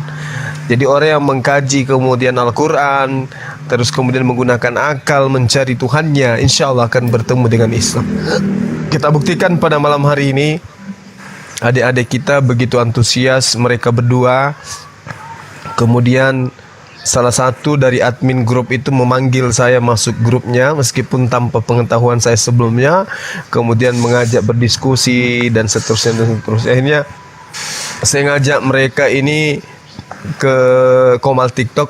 Ya, tadinya kupikir mereka ini adalah Kristen, karena biasanya yang mengajak saya masuk ke, yang mengambil saya masuk ke grup WA itu adalah Kristen, dan malam ini ternyata adik kita dari ateis dan yang satunya lagi agnostik. Ya, ini adalah jalan untuk menuju hidayah, kemudian untuk tunduk dan patuh terhadap aturan-aturan pencipta langit dan bumi. Jadi Allah sebagai pencipta menginginkan sesuatu yang disebut aturan untuk berlaku kepada ciptaannya. Itulah yang disebut Al-Quran. Ya, saya kira ada ini Dinda Ali, ada masukan, ada hal yang ingin disampaikan. Kemudian Dinda Neplos juga mungkin masih ada sini ya. Iya, Masya Allah. Kembali Ya, lagi. silakan Dek. Mungkin ada hal yang ingin disampaikan pada adik-adik kita ini.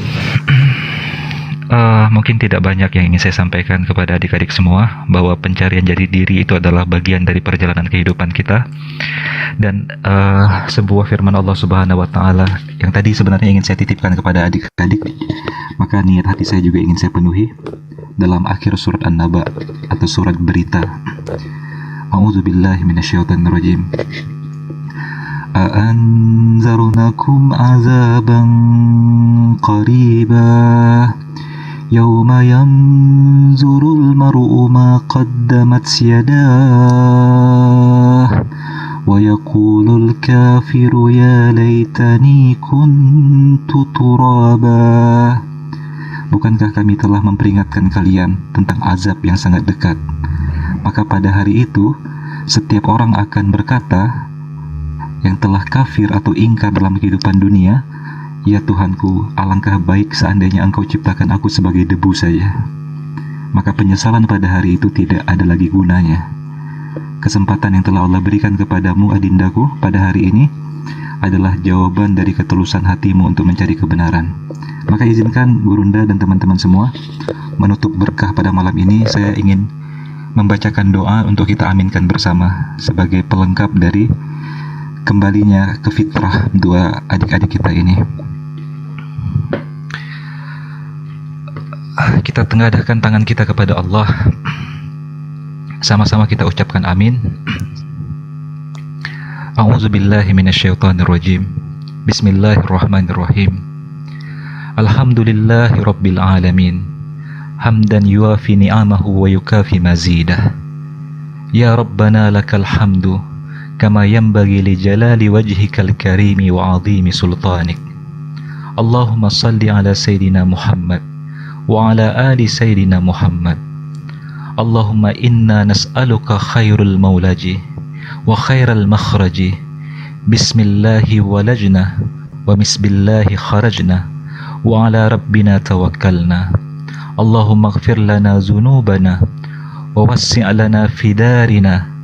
Allahumma barik lana fi arzaqina wa barik lana fi ma'ishatina wa barik lana fi buyutina wa barik lana fi umurina wa barik lana fi kulli umurina.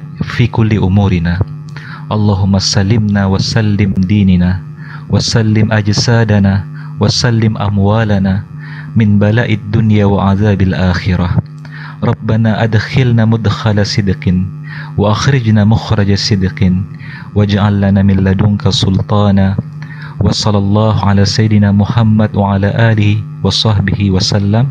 Subhana rabbika rabbil izzati amma yasifun. Wassalamun alal mursalin walhamdulillahi rabbil alamin. Al-Fatihah.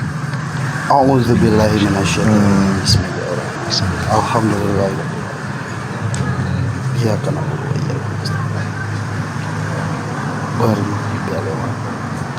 Amin ya Allah. Amin. Oke. Sudah Ustadz Ali? Betul.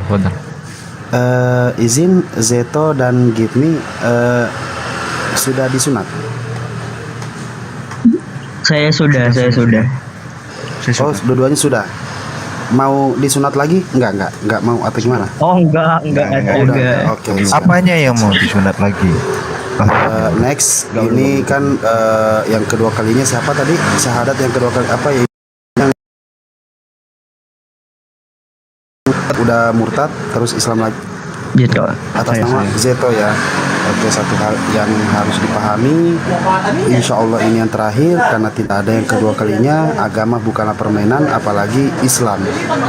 Dan coba untuk tobatan nasuha, bersungguh-sungguh. Insya Allah kalau malam ini kalau sudah selesai simpan handphonenya, keluarkan sesuatu yang mahal di dalam kantong, habis itu langsung guyur badan dengan pakaiannya, nggak apa-apa, langsung mandi, semua yang dipakai langsung diguyur ya. Itu seperti apa penjelasannya Bang Ali? Silakan. Saya kekenyangan baru saya makan. Lanjut Bang Ali. Ya, salah satu kewajiban ketika kita kembali kepada fitrah kita setelah mengikrarkan la ilaha illallah, tiada ilah yang berhak disembah melainkan Allah, dan kita bersaksi bahwa benar Nabi Muhammad utusan Allah, maka dituntun kepada kita untuk menyucikan diri kita dari segala najis, kesyirikan dan kekufuran sebelumnya. Maka kita guyur tubuh kita dimulai dengan membaca Bismillahirrahmanirrahim. Kita niatkan untuk membersihkan segala hadas kecil dan hadas besar yang telah melekat pada diri kita, dimulai dari tubuh sebelah kanan, lalu tubuh sebelah kiri, lalu seluruh tubuh, lalu ditutup dengan wudhu, dan laksanakanlah sholat taubat adik-adikku. Iya bang. Baik, akan saya pelajari bang. Baik, kami akan lakukan insya Allah. Silakan Aku Gurunda Neflos. Aku dikit.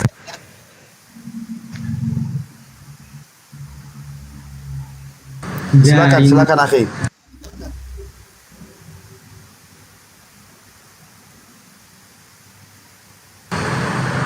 Putus-putus. Ya. Gurunda Sidik.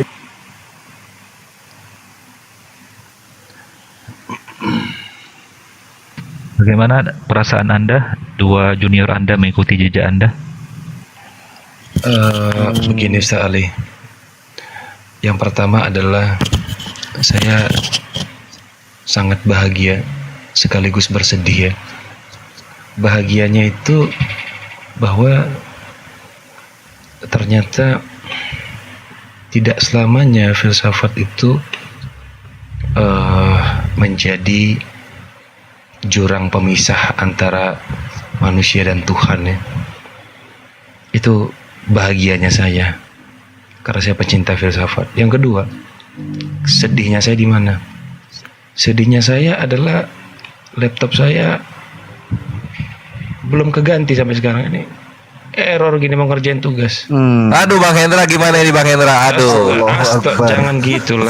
Kan jadi enak nanti. Allah, ada apa ini? Kok tiba-tiba ada apa? Astagfirullah. Jangan husnuzon lah. Jangan husnuzon lah. Anyway, akhirnya sebelum lanjut aku Zeto sama Give Me Number itu orang yang bawa kalian jadi agnostik sama ateis, bawa ke sini biar kita kasih kabar gembira buat mereka. Nggak bisa ya? Nggak bisa. Yang satu tidur, yang namanya Remy Raquel Hutapea, dia seumuran dengan saya, sama-sama 16 tahun. Hutapea? Remy Raquel Hutapea. Siap. Enggak, maksudnya nggak malam ini, besok juga bisa atau lusa gitu loh. Ya, oke. Jadi tugas kalian dari segala narasi ilmu yang telah kalian resapi tadi, kalian kemas dalam bahasa anak muda seperti kalian bicarakan dengan teman-teman kalian, dan bahkan jika mereka bersedia, ajak untuk silaturahmi dengan kita di sini.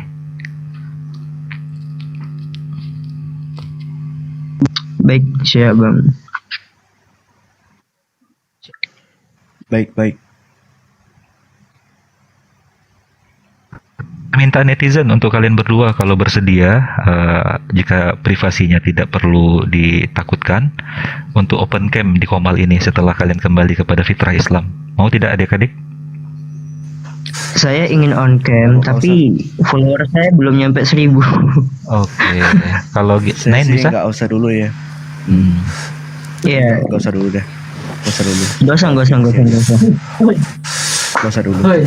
Cukup mereka terkenal soal kita ini dan akun kita.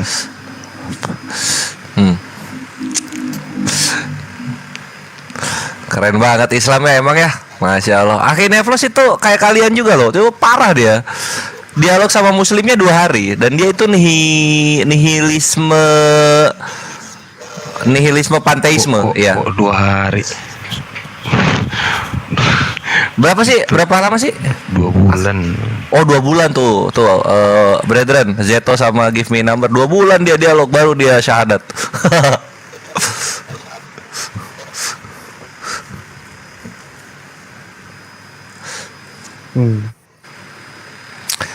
Jadi ya. Makanya seru loh memang zaman-zaman umuran segitu seru banget loh gue juga, tapi gue nggak nyampe tetap pengen di kaidah Noise, makanya belajarnya ke lihat Noise dari siapa ya? Cek. Oke aman. Makanya belajarnya tuh lihat Hindu, lihat Buddha gitu kan. Nah kalau mereka kan silkurar ya, looping jadinya. Ngebentuk bulatan melingkar sampai moksa gitu loh. Jadi beberapa kali inkarnasi. Yahudi nggak ada konsep surga neraka. Kristen ya apa yang diimani malah yang tidak tertulis gitu. Terus ya Islam lah jawabannya. Apa yang kita bingungkan, Allah sudah menjawab. Terus Allah nantang, kalau nggak percaya ya silahkan aja bikin ayat yang sama seperti ini gitu. Atau ya silakan saja buktikan kalimat pernyataan Allah seperti ada 2 laut dia bertemu tapi tidak tercampur, atau bahwa langit ini dulunya satu padu. Nah yang kayak gitu-gitu ya Allah, ini agama, nikmatnya iman ini, gitulah my bre. Makanya sampai sekarang tuh kami di sini Muslim Pride itu.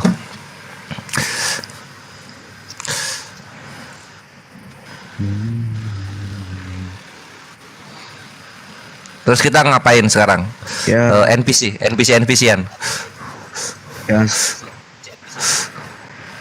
Kalau soal teman saya yang agnostik sih, dia katanya udah jadi 3 tahun jadi agnostik sejak umur 12. Saya sih baru seminggu ya, Sabtu kemarin. Iya, karena itulah gue kan tahu psikologisnya itu ya. Anak muda jati diri mencari belum tahu maunya apa. Nah, kayak gitu. Tengkurus. Yes. Ya, izin boleh ini kayak promote. Diizinkan, Akinevlos diizinkan, tapi pakai mode karni, silahkan.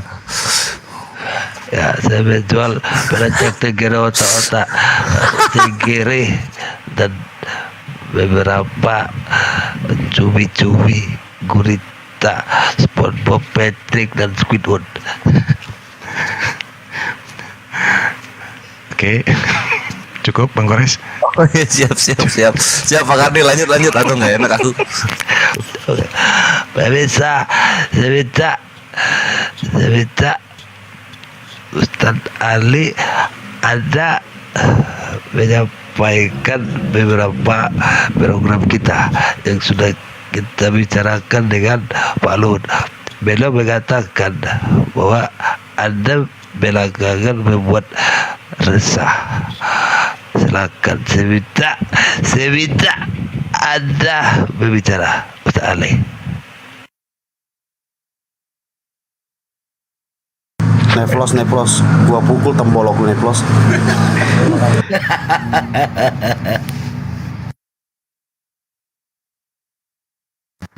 Silakan Ustaz Ali.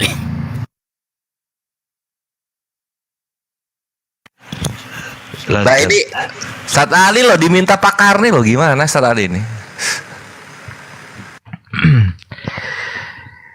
Ya, jadi selain melihat bagaimana ganasnya serbuan binatang liar para misionaris Oten itu, ada kolaborasi yang semakin meningkat eskalasinya dari kalangan yang kita sebut dengan dogi-dogi Rafidah gitu.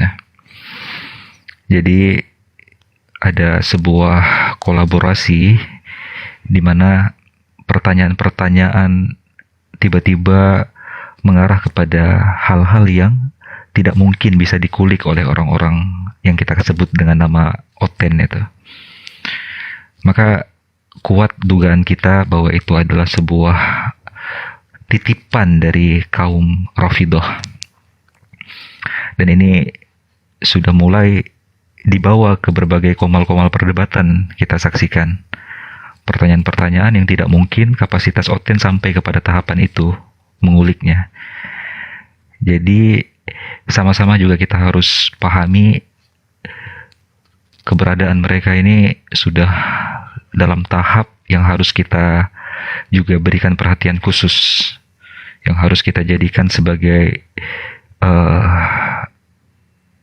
skala prioritas untuk kita jelaskan kepada umat bagaimana bahayanya narasi-narasi mereka, termasuk syubhat-syubhat yang mereka gulirkan terhadap legitimasi keabsahan Al-Quran dan hadis-hadis Rasulullah yang dalam kalangan kutubus sittah dan kutubut tis'ah dalam khazanah turas Ahlussunnah wal Jamaah dan seterusnya. Itu adalah satu perhatian yang harus kita jadikan fokus juga para debater dan para da'i dan para asatiz dan para garda terdepan dalam perjuangan di ancaman nyata saat ini. Kolaborasi antara Rafidhah dan Oten atau Tritung Akut dengan para penyembah imam sudah sampai kepada tahap di mana mereka saling bertukar data atau saling briefing, dan itu akan terus bergulir. Itu mungkin dari kita. Thanks.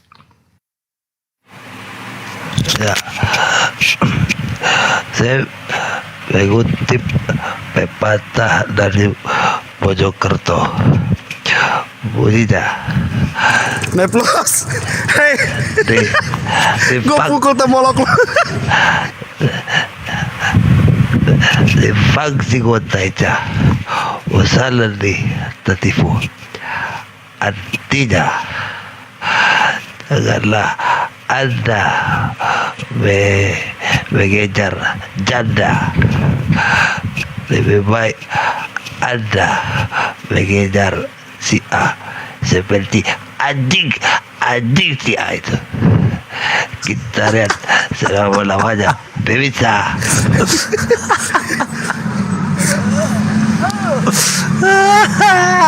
Ya Pak Karni istirahat dulu Pak Karni.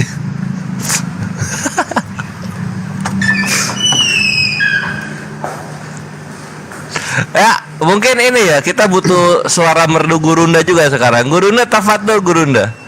Masukannya bisa dimasukin mungkin. Ya, saya rasa udah cukup itu. Udah ini yang ada sekarang adalah adik-adik kita ini dibutuhkan sesi belajar ke depannya. Belajar dan jangan pernah puas untuk mencari kebenaran di dalam ajaran agama Islam. Dekatkan diri terhadap orang-orang yang kemudian menjalankan Islam, syariat Islam. Ya, ikuti mereka dan jangan menjauh dari masjid. Ya, belajar dan belajar, itu intinya. Baik Bang, siap. Terima kasih atas nasihatnya. Ya. Bagaimana dengan ini? Bagaimana dengan ijazah sertifikat mualaf? Apakah dibutuhkan atau gimana? Maksudnya gimana Bang? Tapi juga belum ada ini ya. Usianya masih 16 tahun ya, belum bisa ngurus KTP juga ya.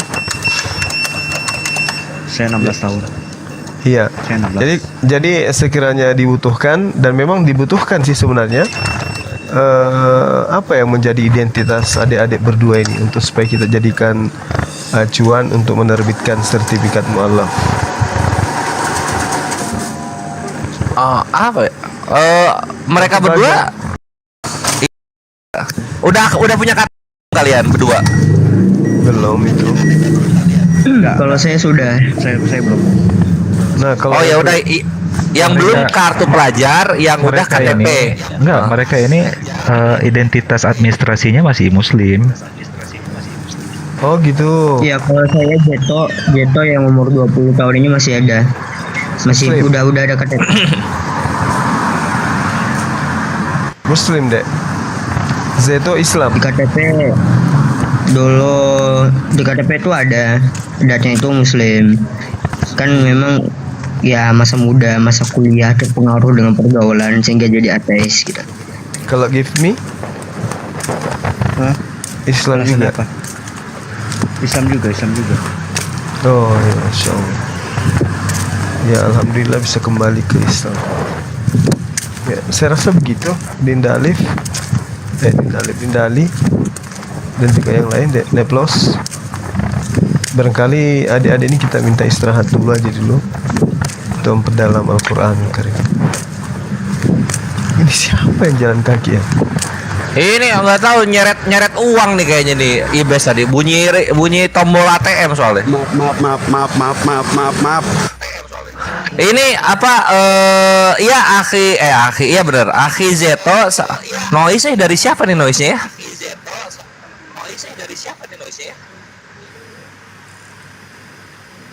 Cek Ya, 1 2 cek. ada.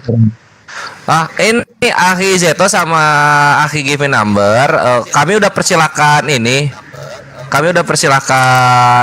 melanjutkan aktivitas yang lainnya gitu. Silakan beristirahat. Kalau mau standby sini ya silakan juga. Titip aku nih terakhir, dalam Islam itu tali agama Allah harus dipegang secara berjamaah. Nah ini coba di Islam juga nih yang ada yang kayak gini nih. Jadi kita itu jangan individu, harus berjamaah. Jadi kalian cari komunitas-komunitas yang apa ya, yang memang majelisnya tuh keislaman gitu. Maksudnya harus ada tongkrongan itu harus ada supaya kalian belajar, supaya kalian tahu gitu untuk bertanya kemana, belajar kemana, dan saling sharingnya kemana gitu loh. Bukan berarti tongkrongan yang lain dibubarin, nggak usah. Maksudnya ditambah tongkrongan yang baru yang Islam gitu, my bre. Oke? Kalau saya sih mending nongkrongan sama Gunda aja, soalnya yang lain waktu itu ngadepin saya soal pas ngaku saya agnostik sekarang. Lawan aku kalian ya mereka cuma bisa doa. Waktu itu gak ada mungkin bisa Kan maksud gua lu nyari tongkrongan Islam bukan buat didebat, bre, buat belajar. Kalau lu mau debat ke sini lu mau debat. Bukan maksudnya waktu itu jadi waktu jadi agnostik tuh saya WA tuh di grup WA, woi sini kalian aku agnostik debat gitu kan, ya didebatin mereka akhirnya cuma bisa bilang ya semoga insyaf gitu kan, ya di batal muslim yang harus juga belum gak bisa gitu, jadi iya gua ngerti maksudnya di sini. Maksudnya gini loh, untuk yang belajar Islam, orang-orang tongkrongan Islam itu enggak semuanya dipersiapkan untuk argumentasi dialog lintas iman gitu loh. Karena ilmu yang kita punya ini ilmu khusus gitu loh. Kalau yang tongkrongan Islam itu dia lebih ke fikih, lebih ke tarik atau hadis atau ya Islam sehari-hari lah. Maksud aku tuh kalian nongkrong di situ itu untuk memperkuat keimanan, untuk mempelajari hazanah ulumul Quran, ulumul hadis atau ilmu Islam yang lainnya gitu, my brethren. Oke. Oke, nah cakep, thank you. Nah kalau misalnya soal mau dialog nanya-nanya yang lintas iman, ini tempatnya. Ya boleh betul. Baik, siap Gurunda, siap Guru. Ya, alhamdulillah saya kemarin dapat buku dari sekolah yang isi bukan dari dapat buku dari guru di sekolah yang ngasih buku tentang mereka bertanya Islam dijawab dari buku Dr. Zakir Naik. Nah, saya minjam ya alhamdulillah ya bertepatan saya bisa baca besok. Ya insyaallah dapat saya baca terus isinya. Lalu saya juga sempat beli buku ilmu tauhid yang waktu itu saya beli sebelum jadi agnostik. Ya gitu. Jadi ada 2 bekal lah. Alhamdulillah. Saya. Ya. Terus sama gini. Dia sebelumnya. Kalau orang tua masih ada, kakak adik masih ada, minta maaf sono, baikan gitu. Ya. Kasihan loh, hampir keluarga kalian ngumpul di sorga minus kalian, hampir itu. Tapi alhamdulillah gak ada yang tahu kecuali teman-teman sih. Iya. Iya, maksudnya keluarga nggak tahu tapi Allah kan tahu. Iya, oke. Oke lah, mungkin kayak minta maaf lahir batin lah, mungkin kayak itu oke lah. Boleh. Soalnya kalau dijual langsung apa terjadi semuanya ya itu bakal drama bahasa bau gitu kan. Nggak usah, itu nggak usah tahu. Orang tua kita ketika kita nyari jati diri nggak ada yang tahu kok. Taunya tuh kenapa nih anak kok datang ketawa-ketawa, datang marah-marah gitu kan, tidur mulu, begadang gitu-gitu taunya kan. Padahal kan kita tuh ada pergolakan batin gitu loh, yang kayak gitu-gitulah.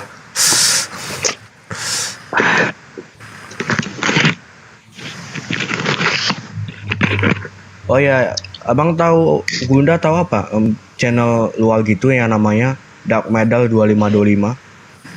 Ya, enggak tahu, ngapain dia? Enggak, dia isinya tentang ghost. Mungkin ya dia banyak sarkas gitu dengan ngomongin agama. Dia bikin lucu-lucuan yang hujat agama tuh, dibikin sindiran-sindiran kepada ya tokoh-tokoh agama termasuk Nabi Muhammad juga gitu. Ya munafiknya ateis agnostik itu apa ya? Mereka menghujat agama tapi mereka tinggal di wilayah-wilayah yang dikelola oleh orang-orang beragama gitu. Mereka kalau nggak suka agama ya pindah ke Korea Utara, itu sih. Seperti argumen gue di awal gitu loh. Jangan munafik gitu loh. Lu nggak suka ya lu tinggalkan. Kan kayak gitu. Islam kan gitu, nggak suka tinggalkan. Gitu. Nah mereka pun harusnya begitu. Nggak suka dengan agama ya pindah Korea Utara. Kelar perkara kan. Oh ya, sebelumnya ini nih ada pertanyaan yang belum terjawab nih. Yang masalah ini mewakili juga netizen di bawah ya. Masalah masuk ke dalam, keluar kemana itu gimana? Ya itu. Oh, gue mau ngasih tahu jawabannya, cuman nggak seru jadinya. Itu logika kok, itu logika. Oke. Itu logika kok. Yo, gini ya, gue kasih tips. Pertanyaan itu di breakdown di kertas sama pulpen. Oke. Sorry ya, akhirnya plus ya. Gas.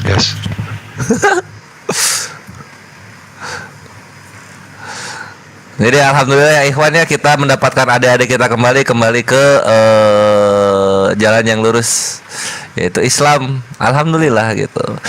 Dan iya, seperti biasa aku tuh Perah Istar selalu mengumandangkan pride sebagai muslim itu dijaga.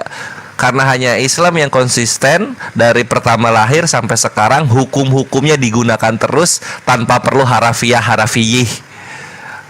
Apa yang tertulis itulah yang digunakan. Bahkan di Indonesia pun ada HKI, Hukum Kompilasi Islam. Keren gak tuh? Keren lah. Coba. Oh iya. Ada.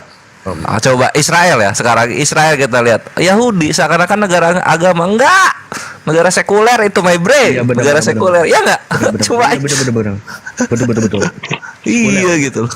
Sekuler itu. Coba. Hukum kasih. Tapi negara yang menggunakan hukum syadidun ya, masya Allah. Oh ya, Zito ini tuh tahu nggak? Di sebenarnya kami harusnya bertiga, cuman si ini namanya Laihan dia, tapi dia sibuk untuk ujian besok katanya. Tapi gue tanya dulu ke Zeto ini sebenarnya si Laihan ini muslim atau apa sebenarnya? Ini akidahnya gak jelas soalnya. Zeto. Siapa? Masalah Raihan aku kurang tahu, karena aku ya nggak terlalu kepoin privasi orang sih. Ya soalnya si Zeto ini Laihan ini dia ngakunya muslim, tapi dia main skeptik sama main logika gitu. Sama ya sama kayak kalian lah, tipenya gitulah, muslim yang apa ya, ketika ketemu sesuatu hal yang baru gini, anak muda tuh gini, menemukan hal yang baru dianggap keren, langsung diikuti gitu loh. Tapi nanti seiring berjalannya usia, mereka baru ketika udah banyak persepsi masuk, literasi lain yang mereka baca masuk gitu, mereka baru memilah dan menentukan bahwa apa yang mereka bilang keren di awal itu nggak sepenuhnya keren kok, itu biasa aja gitu. Itu biasa aja, ujungnya gitu. Seiring berjalannya umur, tenaga kalian yang berkurang itu menjadi hikmah. Jadi tenaganya dikonversi menjadi hikmah kehidupan. Seperti gua di sini, my bre, gitu. seperti gue di sini. Cuman ya gitulah. Kelak kalian akan merasakannya di umur yang tua ini. Gue udah 57 ini.